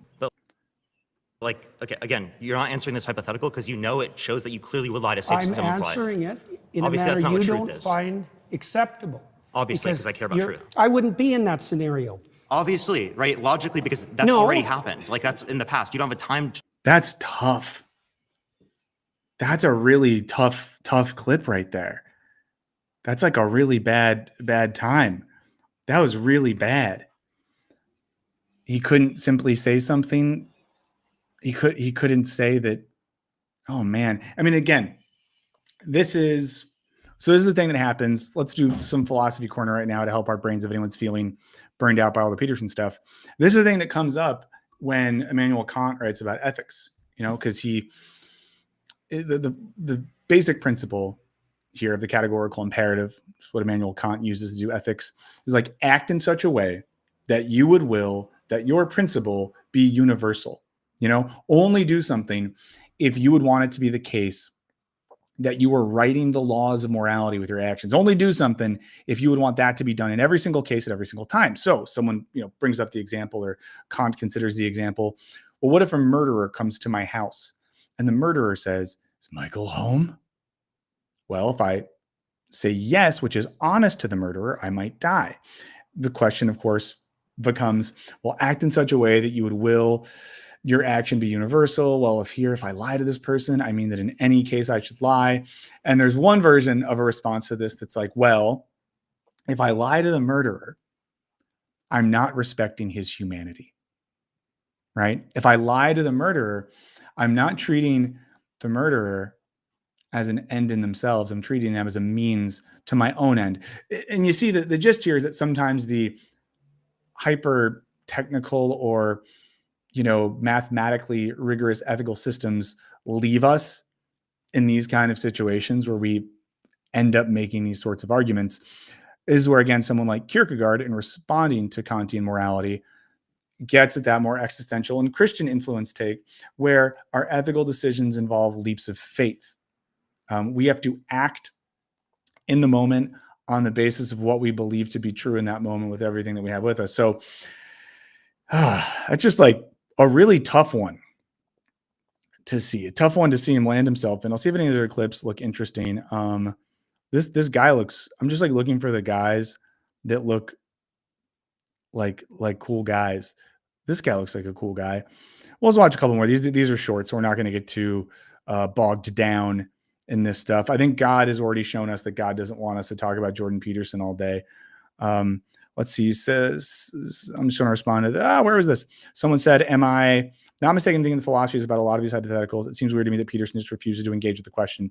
Yeah, I mean, this is the weird and annoying thing with philosophy, because like in one sense, it can be way too hypothetical. So, you know, the utilitarian trolley problem stuff where people will do the sort of, well, if hypothetically you were in a position where you pull this lever and you either kill one person or 10 people, how many people are you going to kill or whatever? And, you know, people will use that to argue for utilitarian position. Others will be like, that's fucking stupid. We have actually existing ethical and political scenarios in life we could use to arrive at those sorts of principles. Why do I need to waste time, you know, doing this? At the same time, a lot of philosophy is engaging in those sorts of things. And it's weird too that he's someone who's, Peterson in his own work is really into metaphor. So not wanting to engage in metaphorical or hypothetical discussions seems to not make a lot of sense. Question, is Michael home? Hey, who's Michael? Yeah, I could do that too. Just checking up with the chat because I see you guys there. Yeah, we'll watch this last. Well, it might not be the last one, but let's check this one out just because this dude looks cool. I like his vibe. If you believe in an all-knowing God, then free will is impossible. You know, it's 1,000 years of deep thinking philosophers would disagree with you. But and 1,000 years of, or at least like the last 50. That's okay. So Peterson's the same guy who will do the sort of like, I have to list off the names of people I know to prove that I'm right. Then he'll hand wave and say, well, like a bunch of philosophers disagree with you. Name 3. Years of philosophers would disagree with you. These analytic philosophers, people like Graham Oppie make arguments about the incompatibility of omniscience and free will, that if God created this world, if he chose this world instead of that world, then he makes it causally inevitable every single. So this is getting into the classic, like both or worse territory to me, in that the Jubilee, you know, metaverse is again created a set of conditions by which Jordan Peterson is dumb and wrong in many senses, but then arguing against him leads to a sort of really pedantic and I find useless type of analytic philosophy where we do a bunch of mental gymnastics to argue why free will isn't real. Action that you were going to make. If he made a world where we were just electrons in love, then none of this would have happened. But by Electrons in Love sounds like a sick band name. Knowing exactly what's going to happen in the future, it makes all of those events inevitable, which means that they're all causally determined, which means that we have no free will. If you believe in an all good God or an all-knowing God that made everything. Well, have it your way. Okay, cool. So then the free will of the Odyssey fails. Well, it fails for you. That doesn't mean you've disproved it. I mean, you tried to make the argument. Yes, you tried to make a case for a causally deterministic universe. I don't think there's any evidence for that at all. Do you think that God could have created a different universe than the one that he created? I have no idea. Okay, so then there's going to be a double bind, right? So either he couldn't have done it, in which case he lacks a power, or he could have done it, in which case we don't have free will because he chose this. Yeah, I hate this shit too. I hate this is like a both options are worse thing for me. I know this guy went viral because he just like was mean to Peterson, so we'll skip that. Let me just look at, did we see this thing? Morality and purpose cannot be found within The purpose of life. We already watched that. I don't know, guys. I mean, maybe some of you are right. Maybe the people that were like, why are we doing this? Let's see if there's anything here. Atheists reject God. No, we already saw that one. Yeah, guys, I guess God didn't want us to watch this today. I guess this is not what God or the Lord had planned for us. I do still want to have Henry and Lux on to talk about this. So let me do one thing really quick right here and give those guys a link so they can jump on in a sec. But yeah, I don't want to risk getting in troubles by opening up that video again and trying to watch that. There's a few other things I was thinking about checking out today, but now that I've been thrown off my game a little bit by getting kicked off the Jubilee platform, if there's anything someone's thinking about or they want to check out, let me know. I want to see if this stream is still operational. Okay, cool.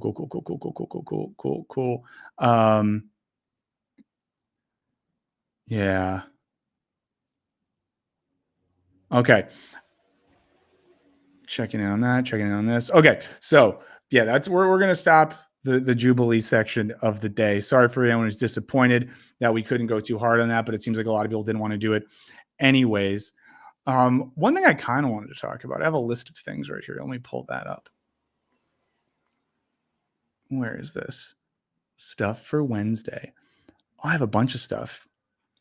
That I've been wanting to look at right here. I'm tempted to talk about, here. I want to look at this for a second, and we'll see if these dudes pop in and want to talk. The dudes you know, dudes like Henry and Lux. In the meantime, let's see. We're going to replace screen sharing with this. And then let's do this. Whew, computer genius time. Let's go. Let's make this smaller.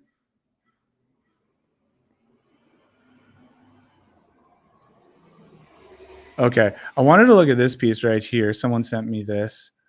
A good buddy, called Systems Are Crumbling, but Daily Life Continues. The Dissonance is Real.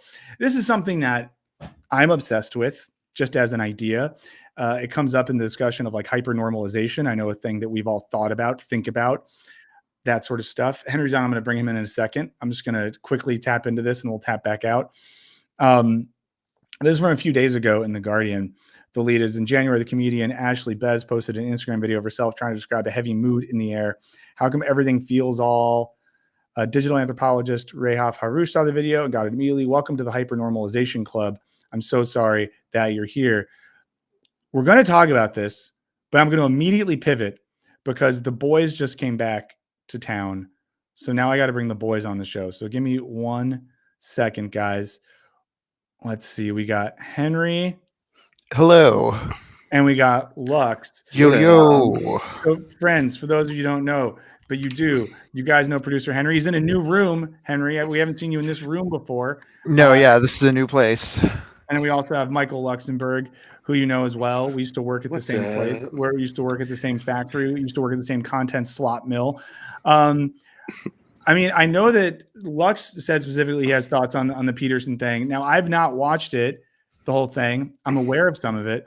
I will say that from what I managed to see, I found it really boring. And the thing that I found really boring from what I was able to see was like, I'll phrase it this way. It felt like Peterson was defending a position that he doesn't really feel any existential or political commitment to. It's more just like a fun intellectual exercise for him to be the God guy. And the people arguing against him, while seeming interesting, largely just seemed like bros that knew logic and wanted to own him on the screen. I mean, yes, there's definitely that going on for sure. What I love, I mean, love is the wrong word. What I find to be very fun in this video is how much you can see in Peterson's sort of like dying empty eyes. That like he knows that his job in the like evil fascist movement is over. Like he doesn't serve a function anymore. Like it passed him by. And yeah. Like that he's sort of like hanging on to the last bit of like relevance he has as a guy that does and says stuff. Yeah. He's scrobbling to like mean anything to anyone. He's well, like a lot of his metaphors and symbols are very anchored in 2017 through 2019 culture war, revving up against, you know, the liberal wokeism of Biden and all that. So yeah, he's becoming old, but he was very angry in his tone. I haven't seen the full thing, but I was watching along with you, Michael, and just the way he was snapping back seems more vicious than some of the other times we watched him. Yeah, of course he's angry, right? Like this is what I'm saying. Is like his job from like 2015 through like, I don't know, it's like 2022, 23, like was to intellectually launder a bunch of like, horrible, stupid, politically non-viable positions and make them seem intellectually justifiable. You don't have to do that no more when the president has like a Gestapo, like when like every newspaper is like firing anyone who says that Trump is bad, when CBS is going to like flush themselves down the toilet, and like when Gavin Newsom was banning trans people from sports. Like the political wing of the fascist movement is now viable by itself, which is like very bad. But because it's viable, like he doesn't have a job. It doesn't matter anymore. Well, it also seems as well like has the right also moved on to, and hey, thank you, Sean, for that comment. To different pseudo intellectuals, because if you look at now, like who is getting covered, because however many years ago, Jordan Peterson was someone who was getting these, New York Times, New York Magazine profiles about like the counter revolutionary philosopher from Canada, and him sitting all seriously and blah blah blah. But now they're talking about Curtis Yarvin and more of this like Silicon Valley influenced techno dystopian shit. So it feels as well like not only has he lost that position of cultural relevance, but he's no longer like the token smart guy for a certain movement. Yeah, I mean he's definitely been usurped in that respect, but like even like Yarvin and Rufo are less pulley than they were 8 months ago. Like that whole industry is Yarvin stuff, because he's still getting like, he did like a Harvard debate recently. He had the New York Times thing. Like, I think it's going to fade, but I've actually been not impressed in a moral way, but impressed from a PR and marketing standpoint by how much legs the Yarvin thing has had. Yeah, he's grinding, but then you also just get the articles that are like Curtis Yarvin and JD Vance. Are they breaking up? Is their Yowie Road finally over? I think Yarvin, in his philosophy too, has a more pragmatic sense of like wanting to do things in a way where like Peterson is just kind of talking and just laundering, wanting to be an intellectual, wanting to be respected. Whereas like Yarvin, I feel has like social goals and resentments that he's like doing more. Yarvin has hustled. Like I feel like Yarvin has actually hustled and gotten his way into positions of power and influence, like Peter Thiel and Andreessen and stuff like that. It seems like Peterson, and maybe this is because of his like University of Toronto, Harvard bona fides or whatever, was almost like waiting for them to come to him. Yeah, there's definitely some of that. Like Yarvin is grind set for sure. He's definitely Sigma male grind set in a major way.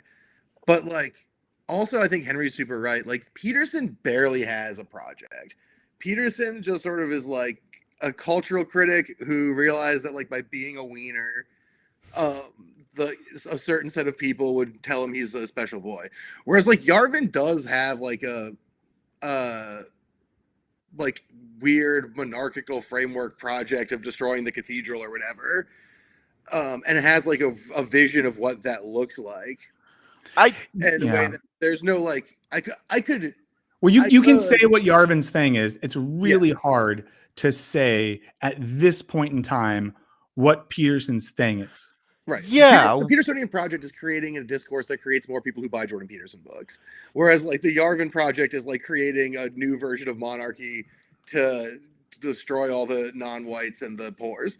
I question with Peterson how much he buys into his own ideas versus how much he knows he's doing it to like sell a book or sell an appearance. I remember when we watched his interview with Elon Musk, Michael, it just struck me that he was realizing as the interview was going that Elon Musk was dumber than him, but he could not break face because of Elon Musk's position with Donald Trump and the right. And so I wonder how much resentment inside. I don't know if anything's broken inside of him as suddenly realizing like, oh, I've been sold out, or like, oh, I was kind of just used for the moment. No, it definitely feels like that was the case. And of course too, he wedded himself to what's it called? Like fucking why am I being unable to find language here right now? I mean, he wedded himself to like the Daily Wire project. And the Daily Wire thing has like fallen apart. So even in terms of like media analysis and where he decided to hitch his wagon in terms of the digital content ecosystem, he believed in like the Ben Shapiro verse would be his home. And you kind of saw this as well because he crashed out a bit in the interview we did a couple weeks ago with James Lindsay. We watched a little bit of it on a stream, and in the James Lindsay thing, if you look at the comments, even his people are like, why are you talking to this guy? Like what is the point of this dude? Nothing he says makes any sense. And it's sort of that like feeling of Peterson grasping for a guy to stay connected, and even his people being like, we don't give a shit about this. Yeah. I mean, I was watching along, like the fact that Jordan Peterson wants to position himself as sort of an intellectual guy of gravitas who like can carry like his people or whatever. And then when asked like, would you lie to Nazis to protect the Jews? He's like, he is like a half degree away from just like, I simply wouldn't let the Jews in my house. Yeah. And like it thinks that that's like a persuasive rhetorical position, like really speaks to the way that he doesn't really have any, like there's no Jews. Like he just doesn't have the, like to the degree there ever was sauce, which I think was minimal, but there's at least the illusion of it. There's not that anymore in any meaningful way, which is very, you know, you can see why, like Henry said, he seems angry, and like I referred to him as having like broken, soulless eyes. Like he is just like he should have just died in that coma. Don't get me canceled again, man. This show already got shut down once today. That's on me. But like, but here's the. I'm not like threatening him. I'm just saying like it's like in a movie where like a guy comes back to life and realizes like, why am I still here? What's my purpose? There's just nothing left. He's like, at the end of I Saw the TV Glow. Yeah, exactly. Like that's it. He's been reinstantiated into like some horrible, like he's trapped living his own life, and like, you know, that sucks in a way. He deserves it. He's evil. But so like, in some ways, then, is it hyperbolic to say that there is a chance? Because again, like most of the reaction that I've seen, at least, to the Peterson thing, and again, like I told people this, I didn't watch a ton of it beforehand because I wanted to be able to react to it in a live organic setting. Most of it seems to be people clowning on him. I haven't even seen a lot of people from his team seeming to embrace it. He does a thing that's counter his logic bro posturing, which is getting very like emotional and getting pissed off and stuff like that at the counter arguments of like 20-year-olds. Is the Jubilee thing potentially the end of Peterson? And by that, I mean, has the shark officially been jumped? I know the shark's been jumped for a lot of us for a long time, but is the crash out complete? Is the crash out beginning? Does he go anywhere else from this? It kind of feels like it's all falling apart. And that would be my take. Like, yeah, 100%, like spot on. Like, I think. I feel like something like, before this may have been like the beginning of it, but waking up from the coma. Yeah. But like, someone in the chat was like, "It's the age of the podcast bros," and there's, I don't totally agree with that, but I think that's closer to what the movement is. Like you said, there's also Yarvin floating around. Rufo still pops up once in a while, but like the movement's drifting away from the need for institutional legitimacy, which is like what Jordan Peterson's deal was. And as the movement moves away from that, like he doesn't have anything to grasp onto, and he really is just sort of like flailing around. And he just has been, for years now. It's getting worse and worse and worse. And I think we are seeing, as you said, the shark jumping moment. Like it's just going to get more flaily. You're just going to see more of this weird old Canadian scrabbling to like justify not and I think if you found by a child, actually. Well, if you look at like who they're trying to appeal to, there's a sense in which it does add up to me that Yarvin-y type, like techno dystopian Silicon Valley dudes are appealing way better to a bunch of young men who are way too online and who buy into crypto scams and like shouts of techno poverty, maybe game too much, or like game with a weird ideological structure behind it. And because the Yarvin thing is like telling those dudes like, no, you're right, you're in charge, you're the goodest boy, and people like you should be in charge. People who buy into this tech narrative, you should be the winners. Whereas if you look at part of Peterson's thing, the initial thing that made him popular, which when you look back at it now seems so benign, is like, hey, make your bed, do some simple things in life to make yourself less of a bad boy and more of a good boy. And it's like, okay, that like makes some sense. But then when it turns into embrace the biblical narrative, but not in a necessarily Christian way, so that you can participate in a metaphorical structure that gives your life meaning without that meaning being too explicit, like that's way less appealing than smart tech guys should be the ones in charge. You're actually the smartest. And everyone who told you weren't the smartest is just like a liberal piece of shit from Harvard or the New York Times.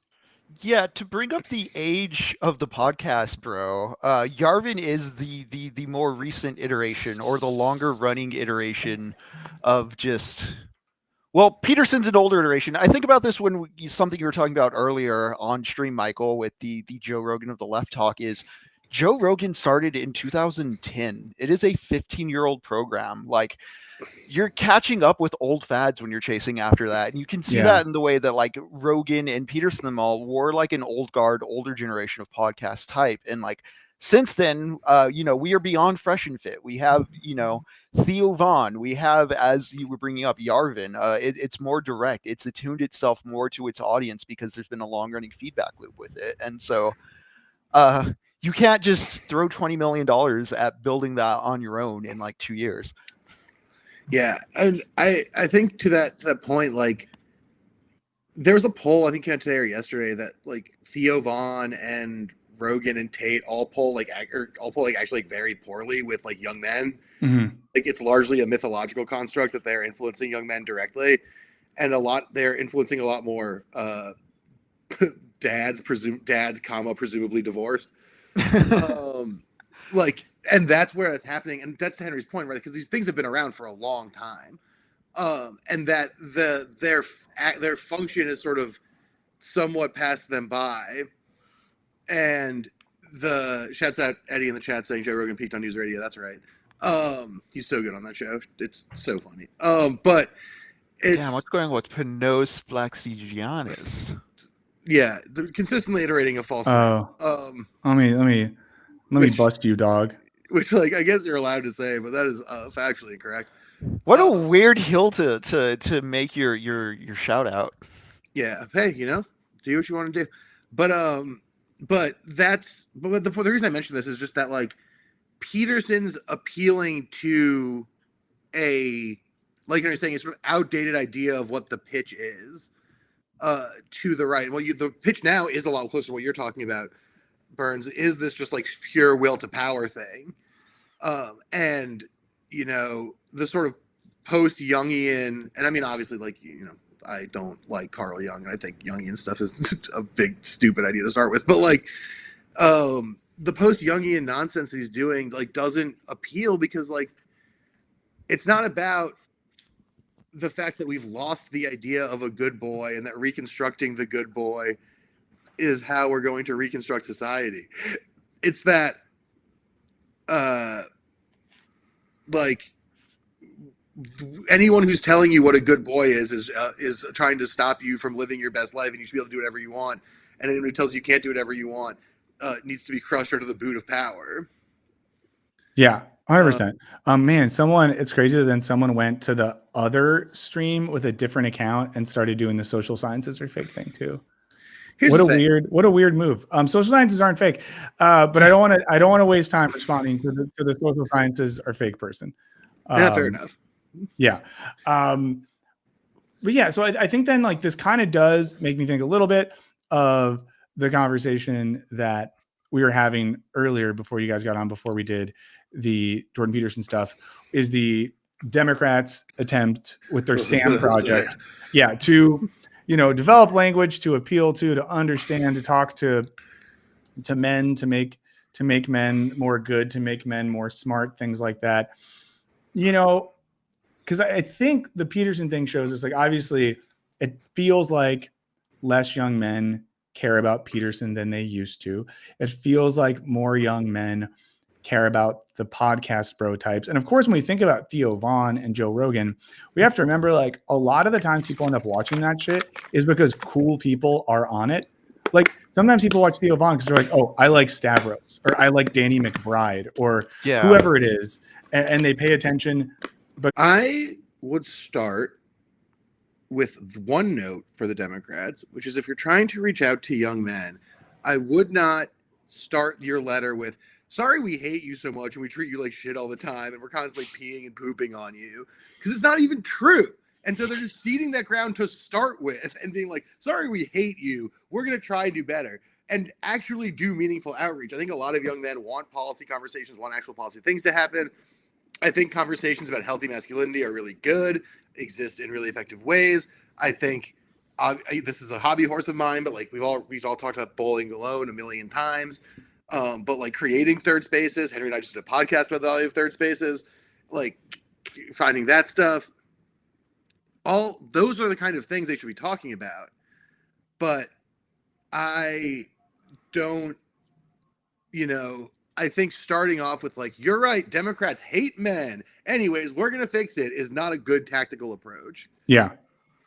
Yeah, I think there's already vocal portions of pop culture that are leftist in a sense that they're not mainstream, but they're large enough and they're sustainable enough that like if you were to just lubricate that with money, sure, we'd have a more visible like leftist philosophy in our pop culture, but none of that's going to change if the people actually in seats of power don't act on the will of what people in the culture want and are petitioning our elected officials to do. Yeah. I think we need just actual practical politicians doing things for us. And then, by their example, we can have our already pre-existing popular culture or leftist celebrate that. And then that creates its own kind of narrative. But I do wonder then, this makes me think of the episode of Mad Men, and I forget the exact scenario here, but it's the one where Don was like, if you don't like what they're talking about, change the conversation or whatever it was referring to there. Because I do think that like, it seems like what the Democrats are responding to in some ways, or the Democratic strategist, is they're responding to the conditions of the conversation as they have been pre-established by certain more like right-wing media figures. So rather than, I guess, engaging in a project of changing any conversation, it feels more like they are trying to somehow participate or win at a conversation, the parameters of which they didn't establish, if that makes sense. Yeah, no, I mean, this is the difference between, one of the differences between popularism and populism, right? Like popularism is chasing polling, chasing opinion, etc. Populism is determining it. Yeah. By making appeals to the people directly. And the Democratic Party has like a malignant popularism to them where they just can't seem to excise. And like they just chase polling forever. And it's a huge. Yeah, I'm seeing it too. I'm blocking folks. Yeah. That the pursuit of popularism is just, it ends over and over. Shouts out to all Greece. Ends over and over and over in the same sort of thing. And that's why you get like this happened on Blue Sky yesterday. And I know talking about things on Blue Sky is for dorks, but like, forgive me for this. But like on Blue Sky yesterday, someone was like, did a post that was basically like, the left is mean to men. And then if you looked at, and then he kept doubling down on it, but if you look at the replies to the original post, it's mostly men, leftist men replying to be like, here's ways you can be nice to men. And it looks like this. Which he just didn't engage with. And instead he only engaged with a couple of people who are like, you're so stupid. And that's the thing, right? Is that there's this, the frame of the debate is already preset, like you said, and they just accept that framing rather than trying to redetermine it. And if you accept the frame, like as a guy who did policy debate stuff, like if you let the frame of the debate get determined by the other side, you're probably going to lose. Like they do it on purpose. They pick the votes they like. Yeah. Well, and I wonder what you guys think about this too. I brought this up earlier, but it also feels to me like rather than responding to the material and I guess cultural anxieties of a lot of young men or people that lean right with, I guess, like political policy or material policy, they're just trying to do better marketing. Like it's like it doesn't seem like there's any desire to change the product itself. Rather, the desire is to better market the pre-existing product without interrogating why the product itself isn't selling. Yeah, absolutely. I mean, we talked about this on the panel, right? The Kamala thing, like in terms of immigration, like the Democrats never took the position immigration's good. Actually, they just said we're actually better at stopping immigration, which is bad. Mm-hmm. Which is like, you're never going to win that debate when the other side is like, we'll stop immigration by creating secret police. And like, the Democrats are never going to say we'll do that. And they shouldn't, because it's bad. But like, yeah, sorry, go ahead, Henry. It speaks to like a macro level, like refusal of like introspection or changing direction. I mean, within the party, it's obviously because like money and such wants to keep them capitalist. Like, of course, you're dealing with huge amounts of dollars. But the way that has cascaded into like centrist and liberal voters who are a bit misanthropic about, say, hating the American people because they didn't elect Kamala Harris, the cascading effect of just you can do nothing but participate culturally, buy the new podcast, buy the right podcast, stop listening to the bad ones. The way it narrows and gives people who are still party faithful nothing to really do besides seethe is something I feel is very worrisome as far as going forward with like the progressive liberal split on the American left. Yeah, sorry, just doing some content moderation in the chat. Got some weird guys. I mean, and I do think like it'll be really interesting to see, as we approach, and now that we're talking about some Democrat stuff, and we'll talk about some Democrat stuff. We can pivot in a second, but it'll be very interesting to see how they approach like 2026. I mean, who are they going to support? Like who's going to get thrown under the bus? Who will be the candidates they're all about? Like, it's just going to be very interesting to see how that plays out. I mean, one thing that's already happening is already very fascinating. I mean, this is the things where it's like we wonder if they'll ever learn their lesson. Is Donald Trump's polling since Liberation Day or whatever he called it, or like Freedom Day or Liberty Day or whatever the fuck that thing was called, has like basically bounced back. And the whole Democratic strategy after that was to be like, we're not going to push back aggressively because him just doing stuff will just keep taking his own polling, which obviously has the opposite effect. They just normalize his behavior. And so the question is just sort of like, will they ever adjust? Will things ever change? Or like, how many times do these ideas have to like trip over their own dick and eat shit before they find a different way to do, or if they just like will never will, right? That's the other option. And so it is this question, like you're saying, like this is a really fascinating midterm coming up in 2026 where it's like, A, have one, not to doomerize about it, and then B, will the Democrats actually take the meaningful steps to actually, try to make stuff happen? No, we're going with Cuomo over Zobran. Oh boy. I mean, there's a few articles about this recently. Someone brought this up in the chat. Like, I think this relates to both that race. Yeah, Sean just said this.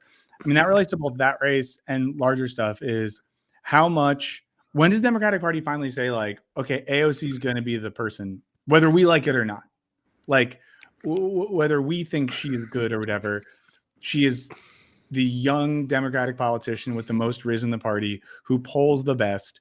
So we got to put some juice behind her. And that's the question of both like what happens in New York City, because obviously she has some power there to leverage things so that Cuomo doesn't become the mayor. And, we're all New Yorkers here. All of us are currently living we're all New Yorkers. We're New York guys. Everyone knows that. But,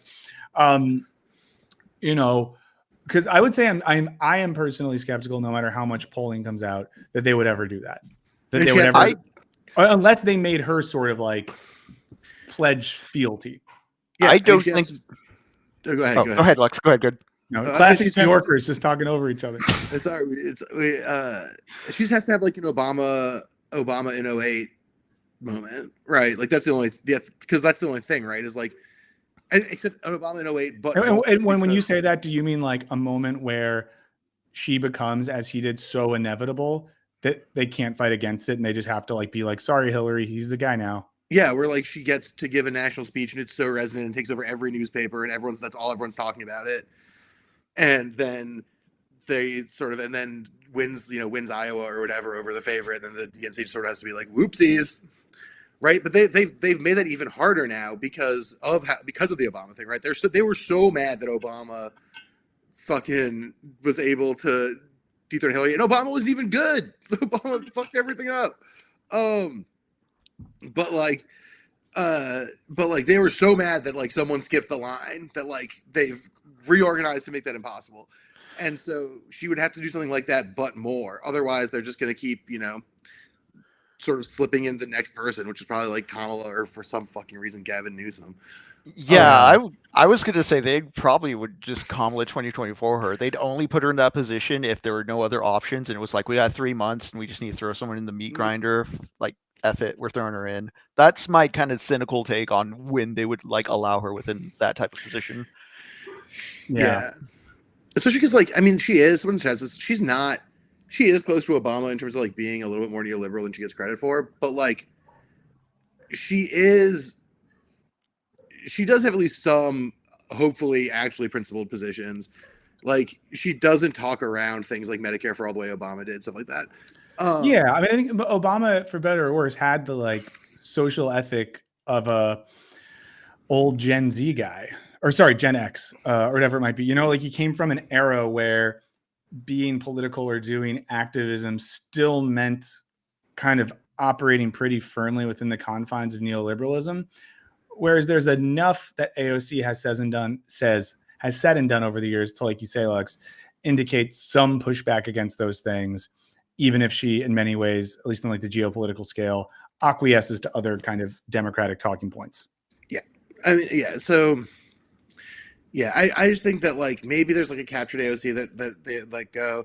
Obviously, like part of the reason the mayor's race in New York is such a big fucking deal, beyond just like the AOC of it all, is like if somehow through like ranked choice organization, Zoran's quickly climbing popularity and some other stuff, Cuomo loses, then the DNC kind of does have to like take a look in the mirror and be like, oh, like maybe we don't have as iron a grasp on this party as we think we do.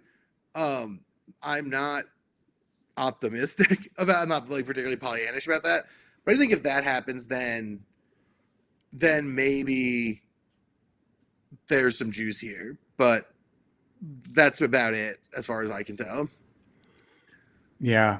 I mean, it'll be from almost like fantasy football perspective. I'm very curious to see, because they're going to start like soft launching people to be the guy. Mm-hmm. And I think we'll see this more in the next year or two. Is it Gavin Newsom popping up more and more in national media stuff? Is it Mayor Pete? Like, who's going to be the person that they try to soft launch as the person? And then, of course, the interesting question is, and I don't know if this can happen because I don't know if this is repeatable, but then it's like, is there someone who is organically able to become the guy? And they're, thinking more like a Bernie 2020 type model there. And in a weird way, it feels like there's a hybrid model that's like the Tim Walz type thing, where I don't think they want to make him the guy, but some people really want him to be the guy. So, and again, I don't know if any of these people are going to be sort of valuable or whatever, but I'm just very curious. Can you guys respond to that while I go take a piss and come right back? Henry, you got thoughts on?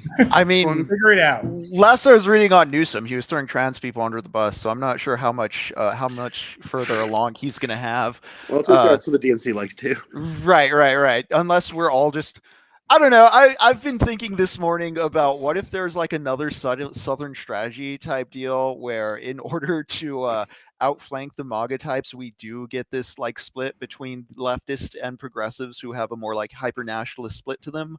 I don't know, a kind of key distinction I'm seeing in people protesting right now is the split between like, are we fighting for like these more concrete material policy gains, or is there still this vague sense of like, oh, the nation, and we can't have that bad man running the nation, and we need to restore like faith in like the democratic nation of America from the past, which to me seems just like a bit too nationalistic as far as like trying to combat what Trump is. Yeah, I mean, I do think there's more and more of a hybridization of those things actually happening for better or worse. Because I've been photographing those like 50-50-01 protests because like JVP and the Us for Palestine Coalition has been showing up to those things. And they're weird. They're fucking super weird. Because you get a lot of people who are like, I want to save America, and then the next person will be, the only way that America doesn't die is if universal health care. And so it becomes very confusing. But I do think there's a certain somewhat cogent politics starting to form that is like, and I don't know how long-term effective this will be or whatever, but there's a certain cogent sort of politics starting to form. This people being like, we need to save the nation, and And the only way to do that is to adjust what our conception of a nation is to match more modern national projects. And yeah, they're crazy lived up. It was the first one I went to was so nuts. The first one I went to, there was a woman, the back to back was a pro-Palestine, like free Palestine speaker speaking really, really vocally. And then the next woman was like Kamala Harris should be president, and Donald Trump stole the election through like vote manipulation. And it was just like, these two people are speaking at the same event. This is nuts. Sorry to jump back in with no context, but shout out Jared Henderson in the chat. Said, "What up, fellow kids? Who's ready to get to the polls and vote for a 95-year-old?" Oh, I'm yeah. excited. And guys, if you haven't watched it, Jared's new video on literacy is very good. It's very good. And you know what's good about it? I don't want to say nice stuff if he's still watching. So hopefully Jared just popped in and left. But one of those ones where it ended and I kind of wanted a little bit more.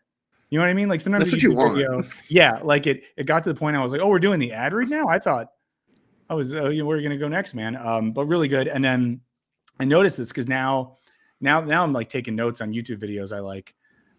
He does a good thing as well. Jared, if you're still here, I noticed he moved positions part of the way through. So he wasn't just at the normal desk, moved to a second location and had some great mood lighting. So watch that video if you haven't.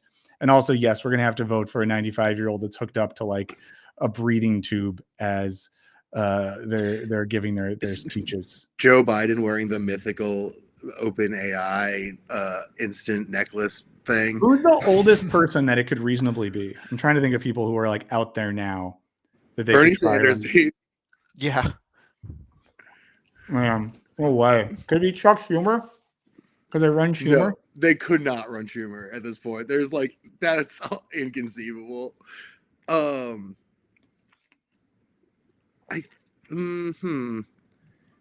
trying. The oldest person on the bench. There's not really. I mean, like Harris is pretty old. I mean, I kind of hope that she tries to do it again because that would be a really cool crash out. Yeah, she's maybe because I think it would kill the Democratic Party. Hopefully, I think the really old senators are all past it. Mm-hmm. Maybe. Yeah, no, I can't think of anyone super old. Maybe that lady that fucking Kat is running against. Just take her out of. Oh yeah. Have her do it. Wait, so here. Didn't one of the recent rundowns on Fetterman? Didn't someone say he had presidential aspirations? Yeah, but it also said that like he started crying at a teachers meeting and doesn't show up to work. So like, yeah. I don't know what's gonna go. How that one's gonna go down. You know what no one wants to admit about Fetterman? Is that it's Anthony Bourdain's fault. Anthony Bourdain featured Fetterman on this episode when Fetterman was like the mayor of Braddock, Pennsylvania, right outside Pittsburgh. And, Fetterman and Bourdain look at like a weed farm they have there. And they go to this cool industrial restaurant someone built. And the Brazilian wife is there. And Bourdain like very much presents him as like one of the guys who's going to be a guy. And that helped get the ball rolling in people thinking that he was cool and good. Walls is getting mentioned in the chat. Arthur Wesley mentioned him. I'd feel comfortable with Walls if they like give him a shot. I'd be curious. I still really think Walls could be the guy because at the level of practical policy, what is the reason why a lot of young, at least, and this is me, my one man's opinion here, but a lot of younger or left-leaning people could never get on board with someone like Harris because she did not even give us like policy breadcrumbs, like little things that we could latch on to say, okay, at least there's that. Someone like Walls does shit like that. Someone like Walls will, no matter what else he says, it'll be like free lunches in school for kids, Medicare for all, yes, investment in public transit, whatever it is. He'll have some stuff that is concrete policy aimed at benefiting the lives of vulnerable or working people. And then he's also a guy that doesn't freak anyone's dad out. Yeah. And I think that's really crucial. There's nothing about him aesthetically that screams, you want to put me in a camp. And even like Bernie, like, the loud Jewish man from Vermont freaked some people's dads out, I guess. Shuts up. And I think Walls doesn't do that. I think the thing with Walls that's also really good is that Walls is unique amongst Democrats and frankly most Republicans in terms of saying that a policy is good on its own merits.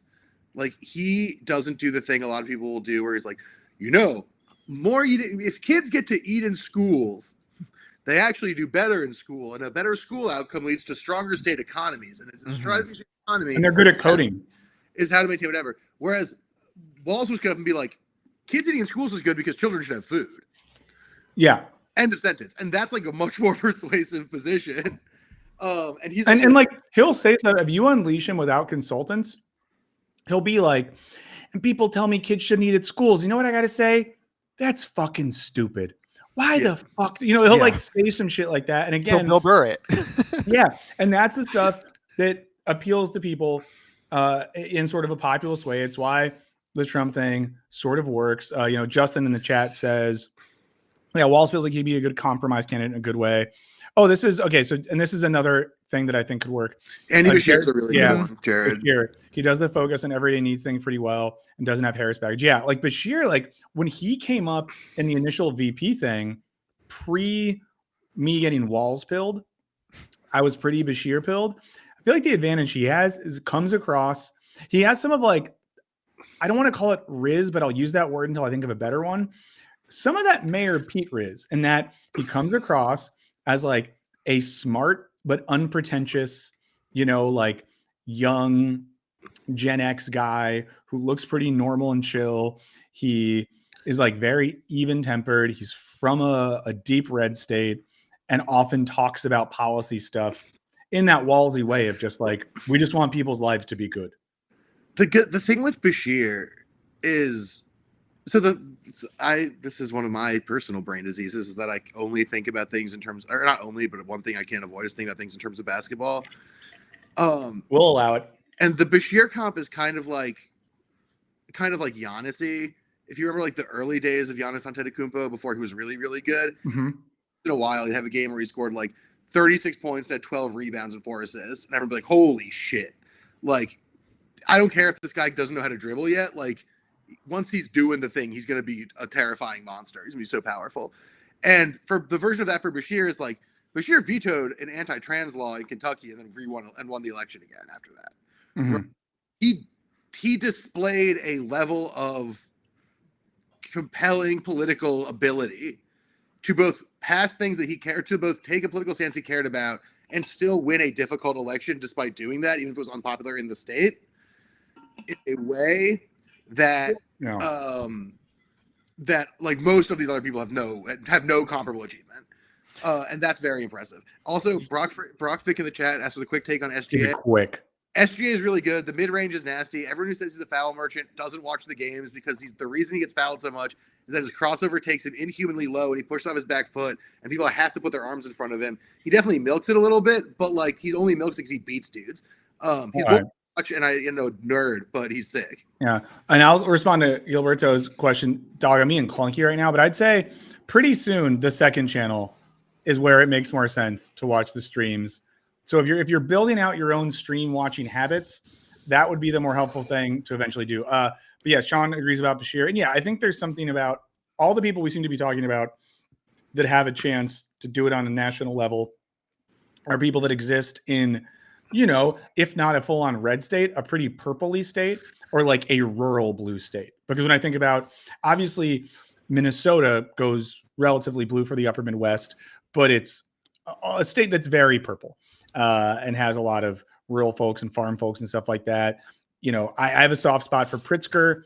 There are some issues we could see there, but I think being an Illinois Democrat is very different than, let's say, a Newsom being a California Democrat, or like AOC being a New York Democrat, or whatever it might be. So I do think like that's, if they're going to find someone who doesn't alienate people like us, but also appeals to like Pod Save America dads, it's going to be a Bashir, a Walls. It's got to be a Midwest.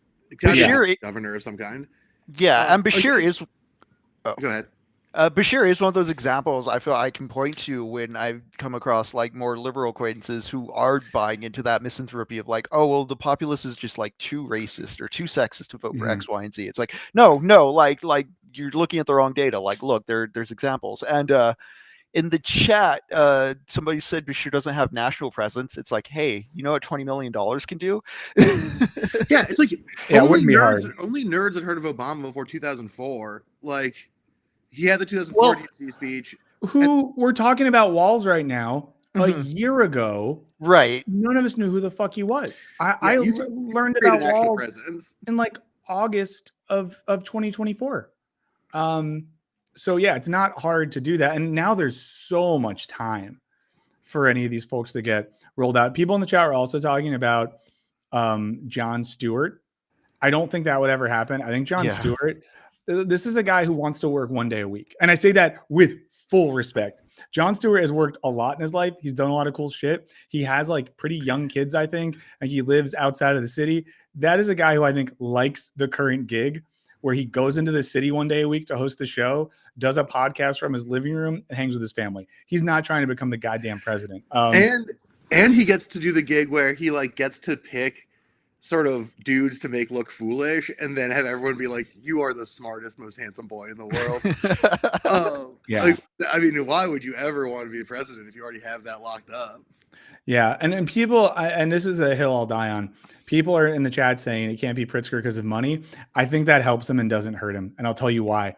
Because none of us, if Pritzker was the guy and he was going based Pritzker, none of us are going to not vote for him because his dad made a lot of money. Other people who are more like centrist leading, they like the idea of people who have made money and are good at business. And he gets to then use that to be like, Donald Trump is a fake rich guy, or all these Republicans are full of shit. I don't have to rely on donors for my campaign, yada, yada, yada. I don't know. To me, that's not going to matter. We're going to give Jared preference because we like him. Jared's mom. Oh, we like Jared's mom. Real teacher, lifelong union member. Oh, loves Bashir and hated Harris. That makes sense to me. No one liked Harris. No one. If you liked Harris, raise your hand. There's like 3 people that are bot accounts. But all I'd say is I think that there's a world where, where the Pritzker thing could work. That's all I'm going to say. I think so. I mean, like I said, I think it just has to be a Midwest governor. Like, for a long time, the Midwest Democrats have sort of run a different style of party than the coastal Democrats. And the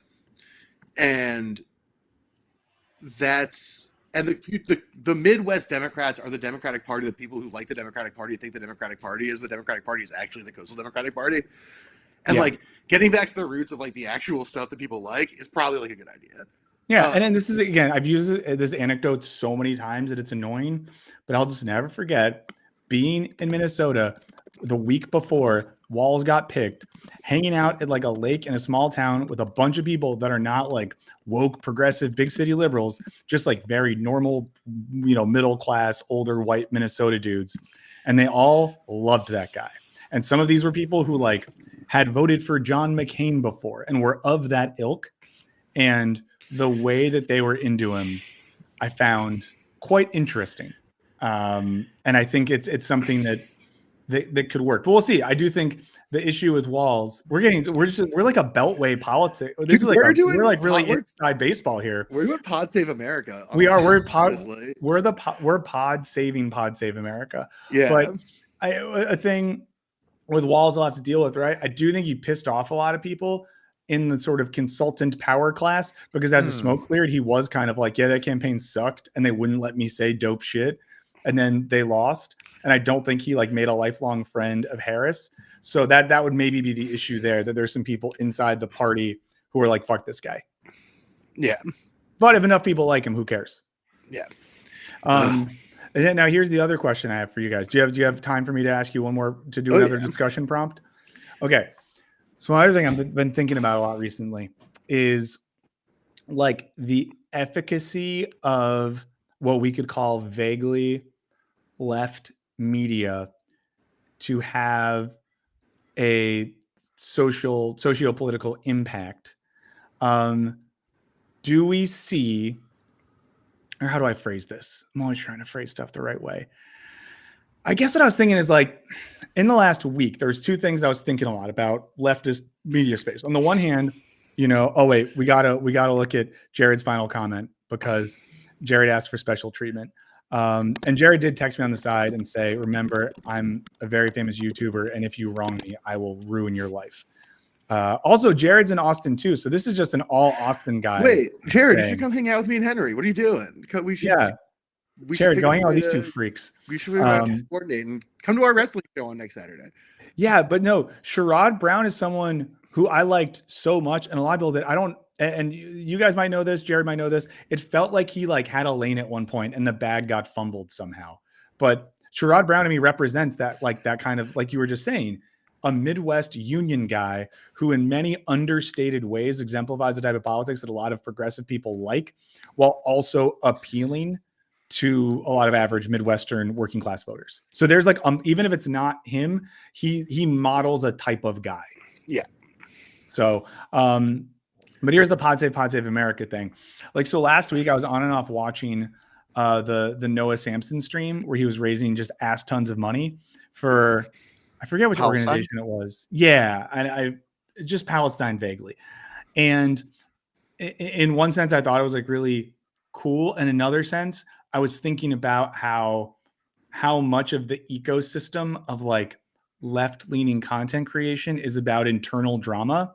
And even when they talk about politics, it's talking about this streamer has bad politics, but this streamer has good politics or whatever, in a way that I feel is very dangerous in as much as it makes politics. This gets back to the Jubilee thing, where the meta of Jubilee creates a set of conditions where people think that they are participating in something with some type of intellectual or social efficacy that's actually just contained within the media enterprise that is Jubilee. And I'm starting to worry that in the leftist media space more broadly, we create, I'm going to misuse wrestling terms here. I don't want to necessarily say it's kayfabe, but it's it creates the illusion of participating in something with meaning that is not, and maybe the insularity of that circle makes people less likely to engage politically in a real way. Your thoughts? Okay. Handing it to you now. Yeah, I think Ethan Klein needs to log off. I think that's a huge aspect of why a lot of this shit is still being juggled on in the YouTube algorithm. Just the back and forth and the litigation and just I don't know. It strikes me as somebody needing to target. It's the worst use of not the word. The use of the genocide going on for personal content mill gotcha shit against other streamers. Using the war as a preface to go start shit and call other people terrorists, etc. It's just a big waste of energy, and I think Ethan Klein just needs to log off, and I do think that's a huge source of a lot of, I don't know, at least in the moment, the kind of drama I see where I'm okay, I accept that this is here, but I really don't want to make this my primary diet. Yeah, I mean, I think you can even broaden this out a little bit. So at the wrestling show that Henry and I work on, there's a lot of people involved. And not all those people like each other all the time. And I don't like all those people all the time. I like Henry. Henry's on the short list of people I like all the time who are on the show, but it's not everyone. Thank you. Of course. But a big part of the thing is we have a meta goal. It's putting on the show. Your other shit can get sorted out however you choose to sort it out. And there's this problem where people think they're litigating the broader causes of politics and political progress by litigating the perfect version of leftism by having YouTube drama sorted out and by antagonizing each other, when in fact they're losing track of making the show happen. Making the show happen in this case being making the world less of a shithole for everyone. Now Ethan Klein's unique in the sense because he's a bad person, and he should get thrown in a trash can. But in general, this stuff happens over and over and over again in other kinds of ways. And I think you're totally right that it takes the place of litigating best political action. And instead it's how do we best talk about how to litigate best political action? And it's just go do a thing, show up to a protest, call a senator, mail worms to the city hall. You can do that. The last one especially. It's legal. I have a shirt. It says it's legal to send worms to City Hall, and it's true. We looked it up before we printed the shirt. Yeah. No, but I think that's true. And again, it's like, it's just a weird thing where I guess my worry as another political cycle begins, I guess we're always in one like that, but that there's like a political energy. I mean, it almost makes me think of, I was thinking I was watching Andor. I was like, was there like a media class in Andor that was just like making podcasts about like the rebellion and stuff like that, but then just like hanging out and not facilitating the actual, like, you know what I mean? Where they're like streamers in Coruscant who were like debating the efficacy of, not that they knew who Luthen was, but of the political reality of Axis. I think it's, if I was gonna like draw this out, I would just draw. I should get a whiteboard for streams. That would be sick, dude. Yeah, having a way to. Oh, if I just had a whiteboard behind me, little topic flow chart. I think that's a sick idea. Okay, chat. I need people to enable that. So please enable me ordering a whiteboard that I can hang back here and then do stuff on, because fundraising goal 0 of $35 achieved. Yeah, because I could tell my wife, no, but chat said I was allowed to, sweetie. Chat said I could do it. The chat paid for this whiteboard. It's fine. Yeah. But what I would do is I would draw the circle and I would keep drawing these other circles inside the circle. And then I would draw a point coming out of it. And I would say that in this theory of media and politics, eventually there has to be a point at which the circularity breaks and the energy created by the circle is able to escape that thing. Because if not, it continues to just keep going and going until it looks like a tiny butthole, because that's all it is. Yeah. I mean, I think that's kind of right. Like, it just does kind of all end up folding itself on in on itself until it's just a little butthole. The man who taught his butthole how to talk. You've been saying that a lot lately. Yeah, I've been on a naked lunch binge. Yeah. It's been really ingrained into me. Shouts out to Burroughs. We love him. What a weird guy. Yeah, but and you know, and I know as well, like to be completely fair with all of this, I know that there are a lot of like the lefty streamer people who have raised money for lots of good stuff and raised like ass tons of money, like just big butthole types of money. And then I also know that there's streamers who like go out and do stuff in the world. So I don't want to, I'm not trying to say that like it is all bad or anything like that. Also, I see someone here says Hassan advocated voting for Trump. I don't think that's the thing that happened. I'm not sure, but I don't think that's the thing that happened. I'm just going to say that. I think that's probably one of those instances where a guy who talks on camera for like 80 hours a week maybe said a thing one time that got misconstrued. I don't know the guy, and I don't really care about defending him or whatever, but I just don't think that's the thing that guy said. But more importantly, someone brought up Naked Lunch, which I know Henry brought up recently. Yeah, God, what a good book. Yeah.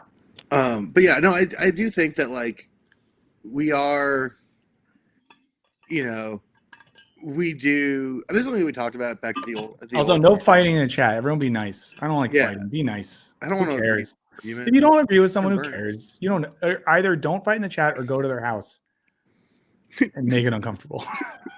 all or nothing, baby. Yeah. Ignore people in the chat, but go to their house and make it. Talk about be about it. That's the Burn slogan. Say that shit online, fucker. Then see what happens. This is what Temecula is for. That's the thing. Actually, to talk about it, be about it. Let me talk about this when we were at the old channel. Was like ways to use the channel, or like use ourselves as presences to like do stuff. Like that's why we did the Christmas stream to raise money for Palestine. That's like, you know, I'm out in them streets. I know Henry's very in them streets. Henry's come out of stuff that I've done before. I know you've gone out and done stuff before. Like it's important to remember that like people in the chat have mentioned when they're not fighting or talking about Hassan that like there is a value to like finding these conversations and like finding people talking about them and learning about stuff. And it's totally true, right? Like we're doing this now. Like it does matter. It ain't Nathan, but that has to be coupled with like doing the real stuff too. Like that's the thing. And the problem that I think you were isolating is that there's a meaningful chunk of the population, I think this is true, who think that watching Twitch streams is doing the real stuff. And and I want to say, I want to defend those people and say that like, I get it because there's like an emotional thing that happens when we participate in discourse. Yeah, it makes our brain feel a thing, and that thing feels really good. And it's, just to make clear for everyone, I think we're doing like a sort of structural, not individual analysis here to say that like the media mechanism is designed such that we feel like we're doing a thing when we're not doing a thing, so that we can not do the thing and also make money for other people while we don't do the thing. Yeah. And I'm very like in on this thinking these days because I've become so Frederick Jameson pilled. It's like fucked up how Jameson pilled I've become. He's fucking the god, dude. He really is. And I like knew that, but I didn't know it until I really just started reading. Been really digging into like archaeologies, haven't you? I've been doing the buffet thing where I just have like a bunch of Jameson books and I'm just like in different times of day reading little bits from here and there. But I do think it is. I only say that to say that like it's the same reason why like I will watch like a really bad show. I can't even remember what it's called. It's the golf show on Netflix. It's not like First Tee. It's Full Swing. I will watch Full Swing on Netflix and I'll feel like I'm participating in golf. But if I really want to go golf, I can just go to the park and go to the driving range and get a little bit of exercise and breathe some air and be around other people. But consuming that content makes me feel like I'm doing a thing in the same way sometimes watching like weird debate content makes us feel like we're, at the academy in Athens sparring with the gods. Yeah, and I don't think there's no merit to that. Like, I think... No, there's much worse things than that. I think that's good. But, like, you should also do other stuff. Someone really quickly said, Frederick Rex, I just want to say the original cultural logic of late capitalism essay. It's like postmodernism, the cultural logic of late capitalism. There's the book and there's the essay. The essay is like 40 pages. I will say it's partially the topic of my video that's coming out Friday, and I'll have links to a bunch of Jameson in the description. But I think that's a good starting point. I will say Jameson, huge pain in the ass. Really makes you work for it. A lot of Jameson is like, I think this is why for a lot of years I struggled with him, because I'd be all excited because I'd hear someone talk about him and then I'd be like, oh, fuck. This is a bit of a slog, but it's worth it. Yeah, no, I think I wouldn't have gotten a Jameson, which I did if I hadn't been one of those ding dongs who did comp lit as well as philosophy stuff.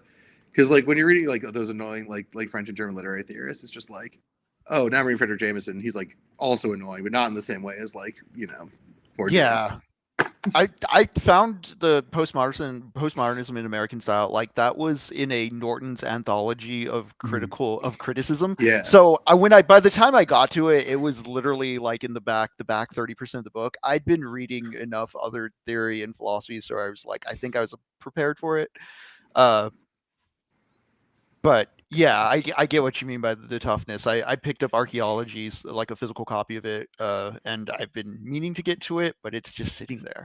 Yeah, I mean, you got to kind of do the like the sort of Dragon Ball Z thing of like training with the 50-pound weight vest on, and then you can take it off to actually read Jameson. Like Jameson is dense and hard to deal with.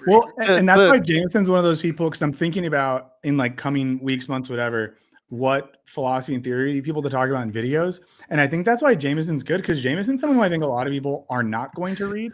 And I think a lot of people are not going to read Jameson because he really does. Most of his shit is aimed at like an academic audience.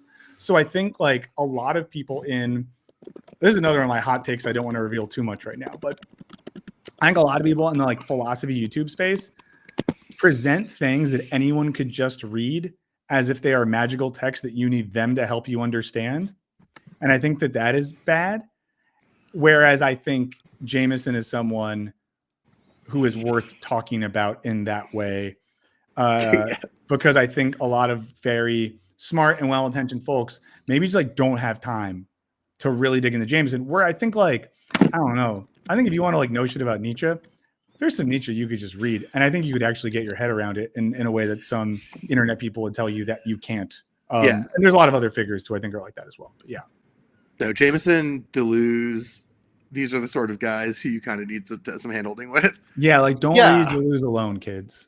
The interesting thing you bring up about Jameson in compared to Nietzsche and just the amount of content out there on Nietzsche is I feel due to a sort of nostalgia trap of American culture as well. There's a sort of popular canon or idea of like pre-1970s people who like are philosophers that I agree with, and they're like worth going after if you want to be like a knowledgeable and well-read person. But then you start getting into the 80s and you start getting into like more specific gendered sexuality,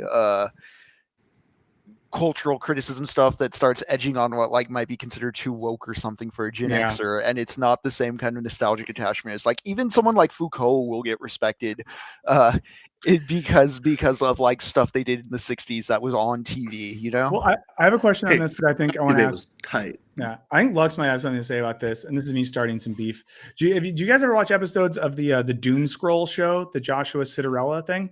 I've never watched one in full, but I always just am kind of like, okay, I'll check out this guest. But I don't know, they don't seem substantive, or they seem it just seems like a wheelhouse of like similar podcast types. Yeah, well, so I was watching, he's had Catherine Liu on twice, and a new one came out today or yesterday or whatever, and I was listening to it earlier.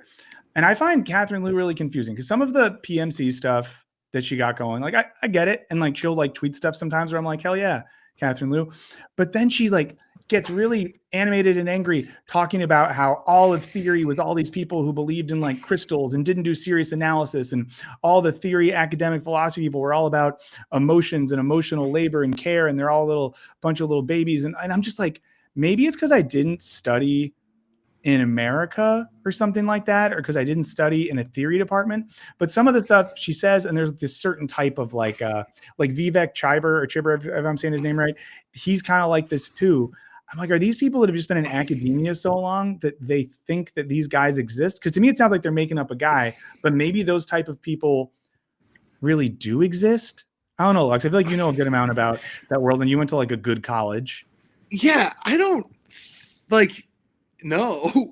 Yeah. Like, I'm fine with that. I've watched, I mean, obviously, you know, I read a ton of Derrida, Deleuze, Foucault, and then sort of the downstream from there. That's like the space I live in, back towards Nietzsche.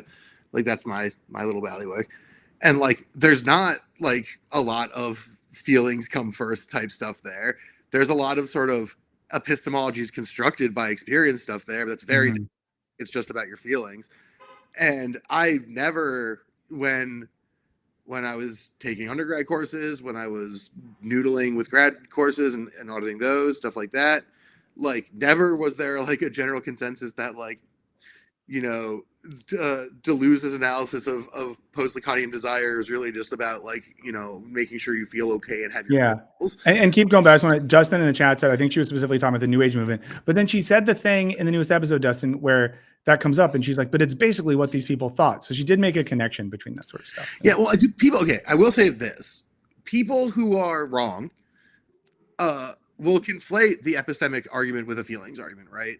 Because they will say that like when you assume that your epistemology is socially formed and it's individuated by the individual social formations that occur, that boils down to it's just like your feelings are all that matters. But that's just not true, because the actual argument is that like you internalize knowledge based on the things that you know and the way that you view the world based on how you've experienced the world up to that point. That's not the same as your feelings. Those are different things. But people will they will sort of conflate those two positions a lot of the time.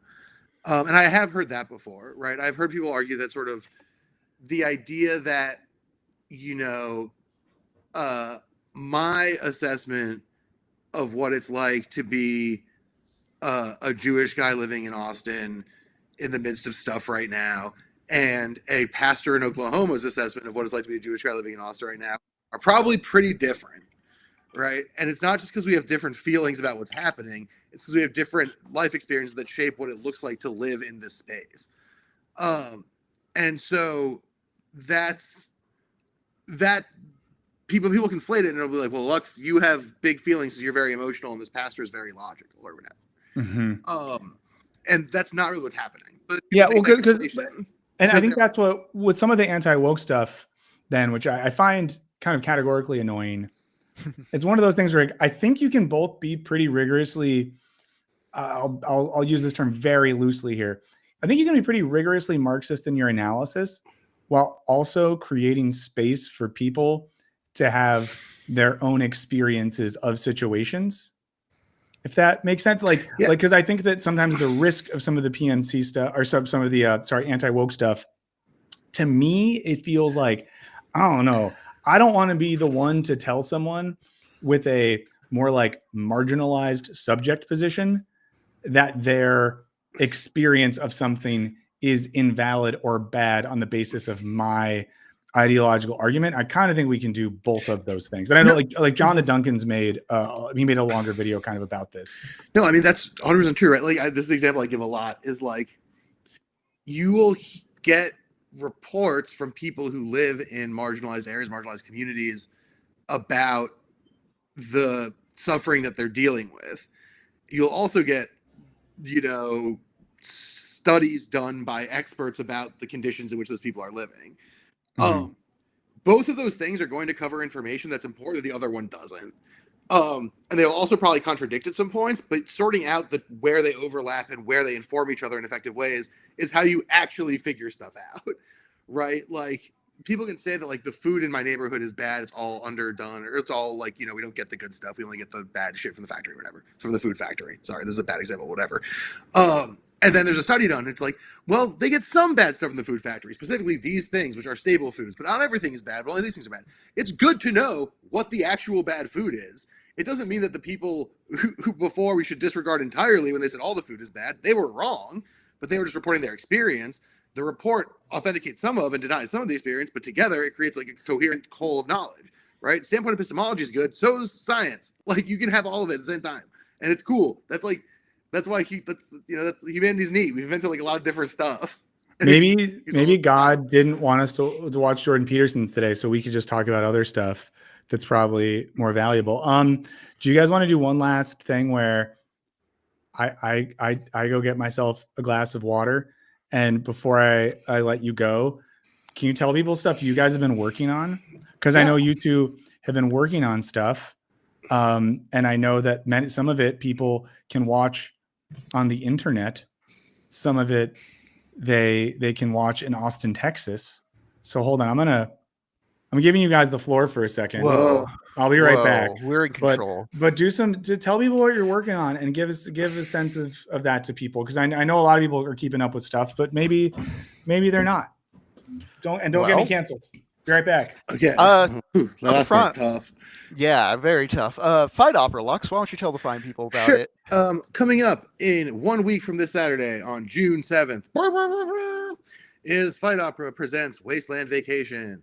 Our last show was Metamorphosis, which was very fun. It ended with an explosion that has turned the world into a tragic, massive wasteland. And now we're dealing with that in ways that are mostly written, but not totally finished yet. But yeah, it is a wrestling show that Henry is one of our lead camera operators for, and that I direct, and that many of our friends participate in. It's very fun and very cool, and it takes place in Austin, Texas, at Austin Beer Works, Sprinkle Valley. So if you're here, like our friend Jared Henderson, and here in Austin, come to the show. And if you are not here, go watch it on twitch.tv/Fight Opera, where it streams. It's a really ambitious streaming project. If you want to see some pretty crazy stuff happen on a stream that is a lot bigger scale than your regular everyday Twitch stream, by all means, check it out. We also have a YouTube page where there's promos that Henry and I shoot. Definitely check out the past shows too to see some of the elaborate stunts. Yeah, Henry edits all the shows. We both shoot a lot of the promos. They're all up there. It takes a lot of our time and a lot of work, but we're really proud of it because people like it a lot, and it's really good. Also, it's a neat lefty show with lots of politics that you guys will like. And so that's fun. That our show hates rich people and loves Palestine. Whoa. And that's cool. So check it out. Twitch.tv/Fight Opera. If you're not in Austin, June 7th, 7 p.m. Central, 5 p.m. Pacific. Baby Henry, why don't you talk about the other show that we do and that you do most of, but I do sometimes? Yeah, so Lux is one of the hosts on Techno Poverty for Shin Megami Tuesdays. Every Tuesday, we're playing through Shin Megami Tensei 3 Nocturne, and Lux is dropping Derrida knowledge as we play through this role-playing game about the post-apocalypse and the end and reconstructing meaning after things have been blown up. We're also playing Umurangi Generation. One of the reasons I keep bringing up Naked Lunch, one of the things this stream has been doing to just give people a spiel on what techno poverty is we match a book with a game. We kind of bounce the two off each other and explore what ideas both contain and how they play off one another. With Umurangi Generation, I have been reading Naked Lunch. Umurangi Generation is a photography game in which it's a first-person shooter, but you're not killing anyone. You're documenting the end of the world. There's some sort of kaiju alien invasion going on. You're never explicitly told what is happening, but you're a kid in a street gang with a camera. And each level, you're just photographing different things. You're picking up details about this ongoing conflict. The ways in which it's just a grab bag of scenes from a fictional world and also a deconstruction of the first-person format is why I paired it with Naked Lunch. I've been bringing up the man who talks through his butthole. That is, in addition to being one of the only parts of that book you can read on stream, that's also kind of a key metaphor running through that book. It's the guy who irony poisons himself to death. It starts as a joke, and then the asshole takes over, and then he's just this American consumer that just eats and eats and eats, and like it's all just shit coming out of the back of him. Wow. Yeah, Burns, you've been talking about postmodernism in your videos, and something that's really interesting to me about Naked Lunch is, it's cited as one of the big, postmodern novels. Burroughs is still very angry about things in there. There's this reactionary straw man about postmodernism as being such a nihilistic, nothing means anything. This is a full endorsement of all the evils they're talking about. But he's still very angry with just like what he's seeing going on with the Imperial Project. Naked Lunch as a name is just Naked Lunch. It's the consumption of bodies that you see under the system, just direct and without innuendo. That's why there's so much weird sex perversion stuff going on in that book. Well, yeah, and not to go too far down this rabbit hole, but I do think that's the important / interesting thing with the idea of postmodernism. There's a difference between sort of like embracing postmodernism as like this positive project, or understanding that it's the logic of late capitalism, but then using it to do something and say something about that system that creates that set of conditions. Yeah. But yeah, that's what we've been doing over on Techno Poverty. We have a YouTube, we have a Twitch, Mondays, Tuesdays, and Thursdays at various times we're streaming. So give us a sub, give us a follow, and we'll keep you posted. Those are main things. We've got some ideas cooking in the background for some new stuff that we're going to try and get together. That'll be exciting. I'm still doing Pixel Goblins if you guys want to watch me and Forrest play games, but I get the new place we're playing at is so hot and I get so sweaty and cranky while we're streaming. No. I even totally Twitch.tv/Pixel Goblins, but I really get so tired because Mike runs his AC at 78. I get so hot in that room. That's fucked up. It's fucking crazy, dude. It's nuts. That just kind of pissed me off. Making me mad, dude. Just think about making me mad, stewing me up. Okay, well, thank you guys for hanging out. I'll let you go now. I know it's later for you. Other friends, I'm going to stick around for maybe like 30, 40 minutes longer. So I do kind of want to look at that Guardian article we started before to really wrap it up. But follow everything they do. These guys will be back soon because that's how it goes. You guys have a great one. There we go. Thanks, Burns. Talk to you soon. Yeah, Later, guys. Soon. Bye. How do I leave? Let's see how they do it. Let's see. Okay, guys. Give me 1 second here. Let me pull the chat back up and then do that. Okay. Whew. What a day. This is the longest I've ever streamed. I normally do a couple hours at a time. I'm going to take a breather and then we're going to talk about this article. A couple things once again to do some announcements, some stuff. If you did miss my last video on depression and capitalism, please do watch it. I think it's really good, and I think most stuff is bad. I think that video is really good. I've had a hard time like getting the algorithm to show it to people. So, if you haven't seen it yet, give it a watch. Over on the Sideburns channel, if you're there right now, I made a random video the other night about Theo Vaughn that's done quite well, relatively speaking. And the gist of that just being like, hey, maybe don't condemn a genocide if you're hanging out with the guys that did the genocide. New video coming out soon.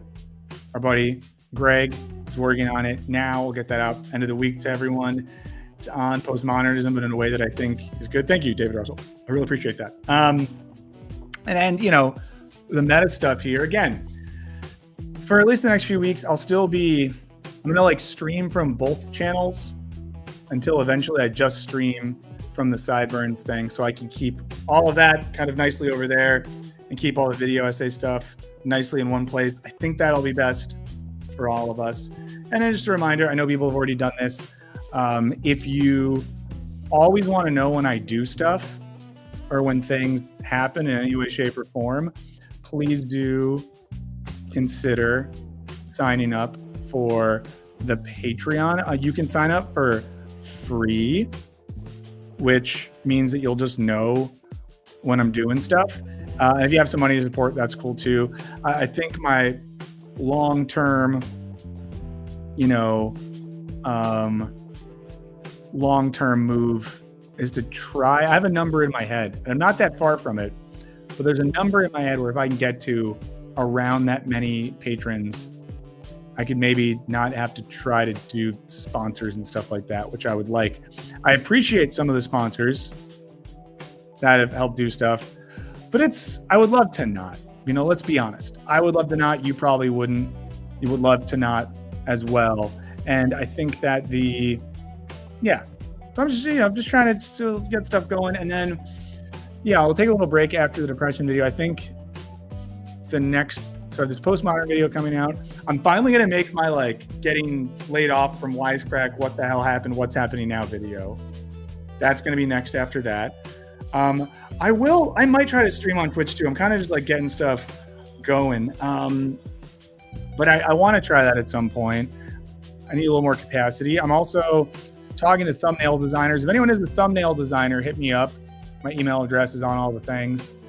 I've gotten some emails from people. That's my number one thing in my process. I know that I need to work on because I know good editors. When I have the resources to do it, I know good writers, and I know, Steve Taylor, I will send this to the Patreon in a second too, because I think I got behind on that one and doing all of this. I reached out to the Yes Please Coffee people today, so hopefully that's coming. But the Wisecrack one won't be like a tea video, more just kind of what happened, where I'm going now, all that sort of stuff. But I'm going to do that, and then I'll tell you guys here. I'll just tell you now what I'm thinking of for the next videos, and you can tell me what you think about that. Where is my note for this? I have so many notes. So what I'm thinking of doing for my next big philosophy video is basically something about why philosophy doesn't really work on YouTube, or sort of the problems with philosophy on YouTube. Not necessarily a debate video, not about debate, but about the problems of doing philosophy on this platform. So there you go. Okay, there we go. Tony from Yes Please in the chat. Yeah. So I'm again. Oh, amazing. Guys, Tony said, I'm going to check my email in a second. We might have a new Yes Please code by the end of the show. And also, Tony, just because you're here right now, had a barbecue on Memorial Day, and a friend of my wife's who's a big coffee nerd saw a bag of Yes Please and started freaking out. They were like, how do you know about this? I was like, because I know things. But guys, so we'll get that new Yes Please code so you guys can be caffeinated. I forget which one I have, but this cup currently has Yes Please in it, because that's how I do.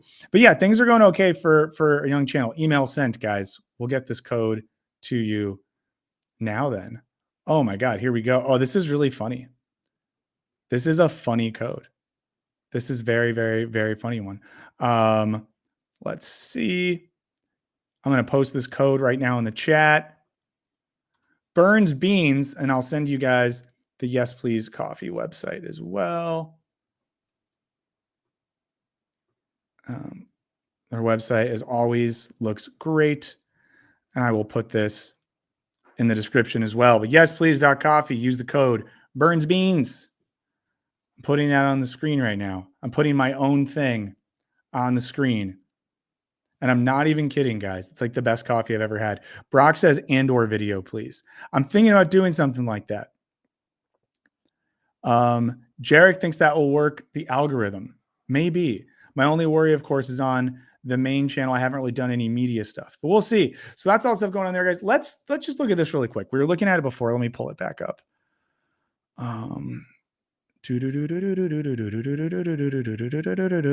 Okay, here we go.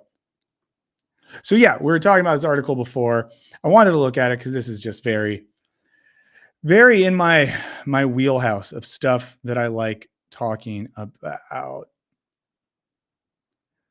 Okay, so yeah, so we'll restart from the top. This is an article from The Guardian from a couple days ago titled "Systems Are Crumbling, but Daily Life Continues. The Dissonance is Real." I think this is one of the biggest things we're all feeling and experiencing. It's one of the most important things we're feeling and experiencing these days, which is that we see systems collapsing around us. We know that stuff is bad. We know that our future is uncertain, and yet we just keep doing all the normal stuff, and all the normal stuff keeps happening. How do we describe this? Obviously, hypernormalization helps here.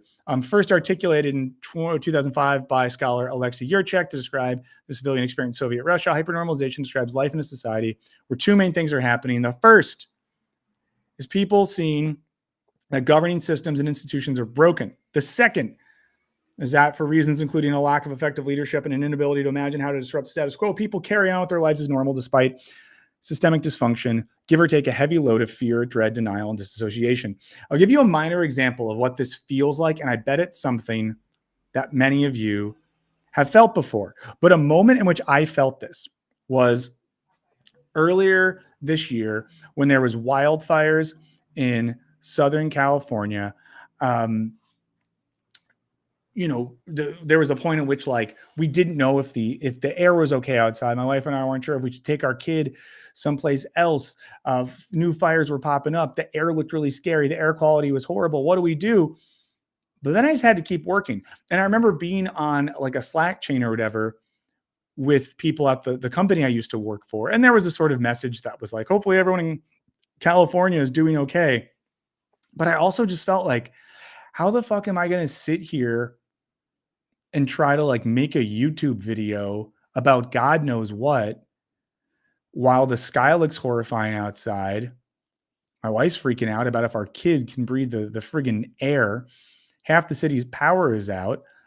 People we know lost their homes. It just felt like a time at which like, should we still be making content now? Should we still be working? And I think that's sort of this experience or what the affect or feeling of hypernormalization is.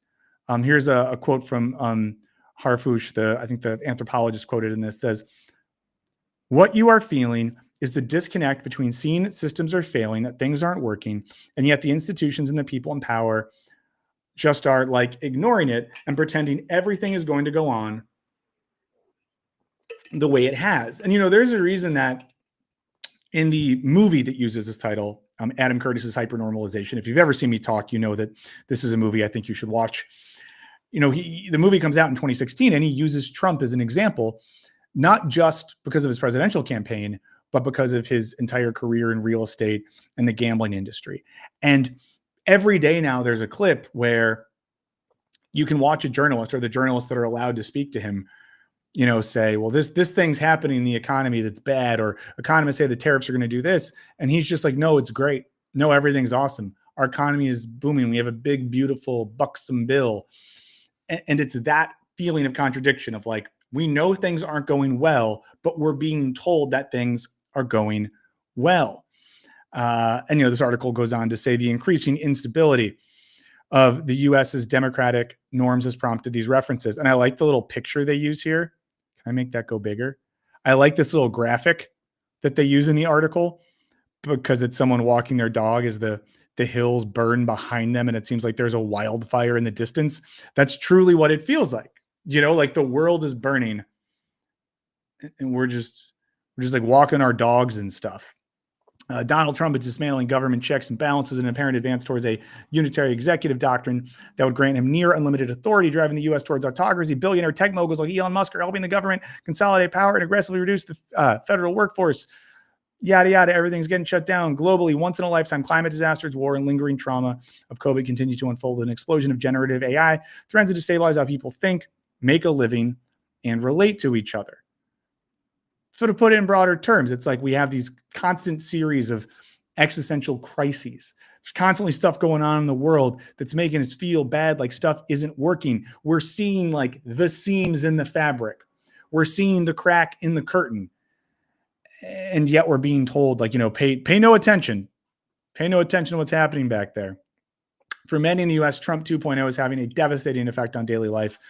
For others, the routines of life continue, albeit threaded with mind-altering horrors, scrolling past an AI-generated cartoon of ICE officers arresting immigrants before dinner, or hearing about starving Palestinian families while on a school run. And I'm sure some of you have had this feeling as well, where stuff is going on, but you don't want to talk about it. Or a friend might say to you, did you see the news story out of Gaza today? And you feel bad for saying this, but you're like, I kind of can't right now. The existential weight of the thing is a lot to deal with. This quote says, it's the visceral sense of waking up in an alternate timeline with a deep bodily knowing that something isn't right, but having no clear idea how to fix it. The how to fix it thing. Very crucial. It's reading an article about childhood hunger and genocide, only to scroll down to a carefree listicle highlighting the best dressed celebrities, or a whimsical quiz about what Pop-Tart are you? I think I'd be the black cherry one. And the article references this is Hypernormalization, a great documentary that gets at this. If you're in the UK, you watch it on YouTube. Ever heard of it? And this interviewer talked to Adam Curtis, as Donald Trump is not something new. Curtis calls him the final pantomime product of the US government, where the powerful are abandoning any pretense of common inclusive ideals and instead using their positions to settle scores, reward loyalty, and hollow out institutions for personal or political gains. Gains, not games. Trump's US is just like Yeltsin in Russia in the 1990s. Whew. Take a sip of water. Oh, but I imagine many of you have felt this. You might have heard me talk about it before. I'm glad to know that we're talking about people's Pop-Tarts. Why is it gotta be black? That is a cherry. The black cherry is a thing. I'm not being weird. The Canadians, according to Evan Weston, only have 3 flavors because Americans just eat Pop-Tarts with stuff that's illegal. Yeah, but no, I really recommend watching Hypernormalization if you have not already. So why the concept is useful. This article says, witnessing large-scale systems slowly unravel in real time can be profoundly surreal and frightening. The Hypernormalization framework offers a way to understand what we're feeling and why. And I think this is important because you might say, if we can't do anything, who cares? But it's sort of like, you might have had this experience before. I'll be vulnerable for a second. I had a period where I was talking to my therapist. Yeah, it's overshare time, guys, about some stuff. I was expressing some emotion, talking about some things in my life that were feeling hard. And my therapist was like, hey, dog. She does not talk like that, but she was like, hey, yo, dog. You ever been tested for ADHD? And I said, girl, please. Again, I do not talk like that to my therapist. I respect her very much. And it initiated a process by which I did some of the testings, which were pain in the ass, expensive, took too long, and insurance only covered some of it. That part sucked. But at the end of that process, I was told, hey, man, you got some stuff in the old cerebral cortex or the prefrontal. That's a little más o menos. And finding out that I had ADHD, it didn't fix that experience, but naming the thing and understanding what was happening makes the experience better, such that I have days in my life and experiences in my life where, and I'll be really vulnerable with you guys right now. Here's me being vulnerable.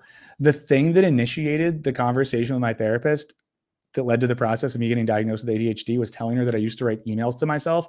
And I pulled one up that I'd write at night. That would be like, you lazy shit. Tomorrow you have to do stuff. You're being so lazy. You're not getting anything done. I was being really mean to myself. And, not understanding what was going on led to me lashing out at myself.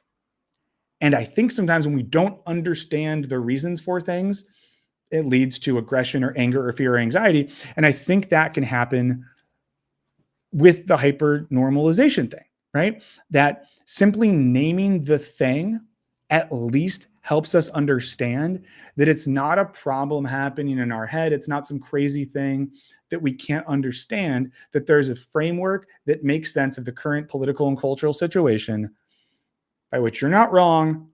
Your brain isn't broken. The world is a little effed up. Okay. So it says that this person created her video to reassure others they're not alone. Understanding hypernormalization made me feel less isolated, someone says. It's difficult to act when you're uncertain if you're perceiving reality clearly. But once you know the truth, you can channel that clarity into meaningful action and ideally drive positive change. Because again, to use the ADHD example, also, I'm working on like a video on ADHD and capitalism in life that I want to be like an hour-long thing that I'm going to try to make good, but I'm afraid to make it because it's a big leap out for me from doing 15-minute, here's me talking about stuff videos, but hopefully it'll come out in a few months. But once you know you have the thing, you can treat the thing. You know, it might be baby steps, but you can do something. And I think here, this point is clutch. That once you know the thing, you can channel that into meaningful action and ideally drive positive change. Naming an experience can be a form of psychological relief. The worst thing in the world is to feel that you're the only one that feels that way and that you are going quietly mad and everyone else is in denial, says Caroline Hickman, a psychotherapist at the University of Bath. That terrifies people. It traumatizes people. People will feel the wrongness of current conditions, acutely maybe experiencing some depression and anxiety, but those feelings can be quite rational, not a symptom of poor mental health, alarmism, or a lack of proper perspective. This is crucial. This is really crucial right here. When people have an experience of the world and an experience of the world where they're feeling kind of bad about stuff and they experience depression and anxiety, those are not symptoms of poor mental health. They're not symptoms that something is wrong with you. You know, they're rational responses to an irrational world. That's what I get into in the recent video on depression, capitalism, and mental health.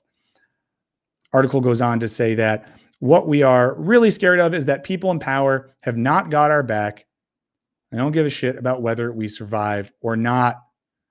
Really good images in this one. Again, look at these two. They're having dinner. They're having a nice time. They're talking about promotions at work.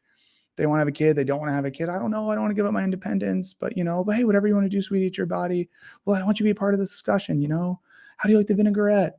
Oh, it's good. What's the secret? I put nutritional yeast. You put nutritional yeast. There was something cheesy about it. I know, but the house is crumbling around them. That's what it feels like. Let's see. There's someone talking about their feelings. The effects of hypernormalization. How long is this article? Okay, yeah. Well, let's read some more chunks of this, and then we'll all be on with our day. Is that okay with you? I kind of want to learn some more about this, and then I want to go pick up my kid. Oh, Cheyenne, thank you so much. 2 of my favorite YouTubers has popped into the chat today. Not YouTubers, 2 of my favorite video creators and essayists. Cheyenne Lynn, Jared Henderson. Cheyenne, I don't know if you ever do stuff like come on streams, but if you ever want to come on and chat, would love to chat with you. Also sub to her channel if you don't already, but you probably do because you guys have good taste. The effects of hypernormalization. Confronting systemic collapse can be so disorienting, overwhelming, humiliating that it may tune it out or find yourself in a state of freeze. It feels like sleep paralysis. In his 1955 book, They Thought They Were Free. Ooh, the Germans, 1933 to 45. Not the best time to be a German. Shout out to Germany, but not the best. You ever meet a German person who's older and you're like, oh, what does your grandpa do for work? And just kill the vibe? Yeah. Journalist Milton Meyer described a similar state of freeze in German citizens during the rise of the Nazi Party. You don't want to act or even talk alone. You don't want to go out of your way to make trouble. Why not? Well, you're not in the habit of doing it. And it is not just fear of standing alone that restrains you. It's also genuine uncertainty. People shut down because they don't feel anything. They shut down because they feel too much. You guys ever feel too much? Yeah. Adam Curtis, points out that governments may intentionally keep their citizens in a vulnerable state of dread and confusion as a brilliant way of managing a highly febrile, I got a PhD, I don't know that word, an anxious society. But again, governments may intentionally keep their citizens in a vulnerable state of dread and confusion as a way of managing people. That's not good. And this is that feeling, right? Oh, we're anxious. The economy's bad. The bad hombres are going to get us, and then the liberals want to get you and they're going to trans your kids because they swam in the swim meet they weren't supposed to swim in. all of this stuff is for a reason. Says when we feel powerless in the face of bigger problems, we turn to the only thing we do have power over to try and change for the better, meaning ourselves.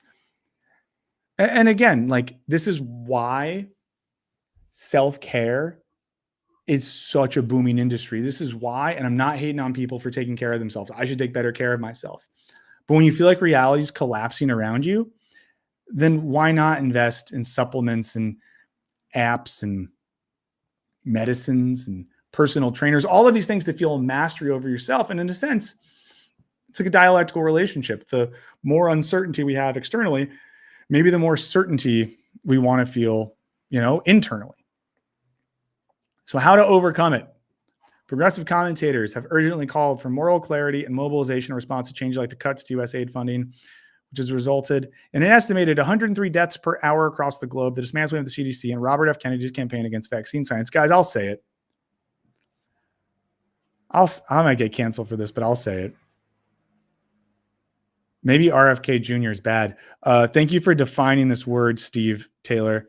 Febrile, the body's fever response to disease. There we go. Where is the outrage? Asked the nation's Greg Gonsalves. It's a new last name. Too many lives are at stake to rest in this bizarre moment of frozen agitation. I don't know if there's a massive shift towards racism as much as an expanded indifference towards it, the historian Robin D.G. Kelly said in February interview. People are just kind of like, well, what can we do? That's a real feeling. But experts say that action can break the spell. One person here, this says Griguski and a coworker have been helping distribute multilingual information about legal rights and helpline numbers to be used in the events of ICE raids. That's great. That's a great thing to do. So this touches on the stuff we were discussing with Lux and Henry earlier. It's easy to feel like, oh, I'm in community because I'm on TikTok. But genuine community is about getting outside and talking to your neighbor and knowing that there's someone out there that's going to help you if something really bad goes down. And hey, we're on the internet right now. I guess the nice thing about what we're doing relative to TikTok is we have the chat here and stuff. But I will say a thing that would be cool if we can do, if you're doing stuff in the world, like leave a comment about it or shoot me an email and we can talk about it on the show. Because I think that sometimes what happens is that we need to hear stories of people like us in our community doing things to get ideas for what we might be able to do. So if y'all are finding ways to fight against the feeling of hypernormalization in the current political climate, share it in the chat now, put it in a comment later, shoot me an email. I'll talk about it on the show. If you're on Patreon, share it over there. We can figure it out. This person says you're actually out there talking to people, working with people, and realizing there's so many good people in the world. And that's true too. When we just sit around all day and consume content about the worst people in the world, we can forget that that's not most people. But this person says we also need a broader vision, and they suggest looking into resistance efforts against authoritarianism in countries like Turkey, Hungary, and India. How might we be in international solidarity? And/or in it, we are in a period now where it's absolutely essential to protest. She cites the Harvard professor Erica Chenoweth, who argues that just 3.5% of a population engaging in peaceful protest can hold back authoritarian movements.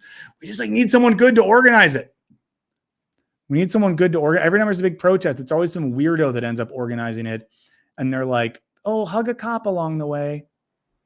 But what makes this function so dangerous? So we might simply learn to live with it. Yeah, by understanding hypernormalization, but understanding hypernormalization gives us language and permission to recognize when systems are failing and clarifies the risk of not taking action when we can. In 2014, Ursula Le Guin accepted the National Book Foundation's Medal for Distinguished Contribution to American Letters, saying, we live in capitalism. Its power seems inescapable. So did the divine right of kings. Any human power can be resisted and changed by human beings. Resistance and change often begin in art, and very often in our art, the art of words. Hey, there we go. And I really like this. I really like this line. Harfouche, I've probably been saying this person's name wrong the entire time, is what it is. Reflects on this quote often. It underscores the fact that this world we've created is ultimately a choice. It doesn't have to be like this. This world we've created is ultimately a choice. It doesn't have to be like this. I really like that quote because, again, we have a level of political will we might not even realize. We have the ability to make decisions individually and collectively to change stuff, and that can feel really overwhelming. But you've heard me say this quote before. Soren Kierkegaard writes that decision is the magic word that existence respects, and I think that is really, really important. I really liked that. So yeah, I would recommend, I'll post a link to this if you guys want to read this for yourself. But again, not stuff that you all don't already know, but I think good stuff to keep in mind right now. Good stuff to keep in mind right now. Important stuff to keep in mind. And if you have not yet watched Hypernormalization, the film, I would definitely do that. Okay, so let's see. Just checking in with stuff there. I think we'll start wrapping it up for today. I'm going to embrace this music again because my colleagues were scared that I used this on the show today. So if you think this music doesn't suck, let me know. Leave a comment so that my friends will be cool with me sharing stuff again. We recorded this 6 days ago, and I like it. I think it sounds pretty cool. I hope you like it as well. Checking in with the chat real quick. Capitalism consumes people. Hypernormalization. Yeah, all the sort of stuff. Watching on both channels is scary, but I think that's cool. Cynthia's planning Pride events. I think that's really cool. David tried workplace organizing. Dude, even if it didn't work out, I still think that's really, you did it. It's not only going to work out, but you did it. Joe, having conversation with friends. That's so important because we often feel like we're alone in situations, right? So doing that is great. Prisoner education. I have a friend that teaches in prisons who I want to come on and talk about that. So that's a really good reminder. Mez Love is starting about a zine, punk rock and educational. I think that's really cool. If you do a zine, this is genuine. If you start a zine, email me. I would love to see a copy. I'm happy to pay for the shipping or whatever like that. And if anyone makes cool stuff in general, send it my way. I would love to share it with people in this community. Someone says they're just focusing on learning. Rob is having audio issues. Apologies, Rob. I like Rob very much, and the last thing I want to do is give Rob bad audio. I want to give Rob good audio. People like the tunes, and that's awesome. Yes. Thank you, Rashmi. Yeah, and you can follow Spencer and tell him you like this music on his sort of things. I will tell my partners that they're excellent. Whew. Okay, so I think in general, again, let's end with some of this. Going to be streaming Wednesdays now, 12 to 4. It's the main thing. When I stop this, I'm going to leave the VOD up over on the Sideburns channel. I'm going to unlist it on the main channel. I'll make sure everyone gets a link on Patreon. So if you're over there, you'll get this for sure. As always, consider checking it out. If you can, a huge thanks to Henry and Lux for joining the show today. Huge thanks for everyone in the chat. I really like hanging out with you guys. It's nice to see you here. And I'm going to say this for a while until it stops. You think, oh, Aiden, thank you so much. That's incredibly kind of you. Yeah, I'm going to say this until it feels irrelevant, which is I appreciate the support. I've been, in terms of like hypernormalization, mental health, whatever, it's been like a tough couple months for me, or I guess 6 weeks since I got laid off. And there's days where I felt really confident and hopeful, and there's days where I felt like, what am I doing? I can't make a living doing this. I can't, support my family. But every time that happens, I have a really great interaction. I talk to people who are encouraging. I feel like I'm getting to help create a community that's not mediated via some weird corporation, that it's just about us. I'm, meeting designers and editors and people that want to work on stuff. It feels really good and cool. So I really appreciate that. And I hope you know that I care and it's meaningful. And nothing's more meaningful to me than seeing like the same people in chats and see people come back and hang out and stuff like that. It's really, really cool. So Thank you so much for hanging out today, guys. I'm going to head out. See you next time.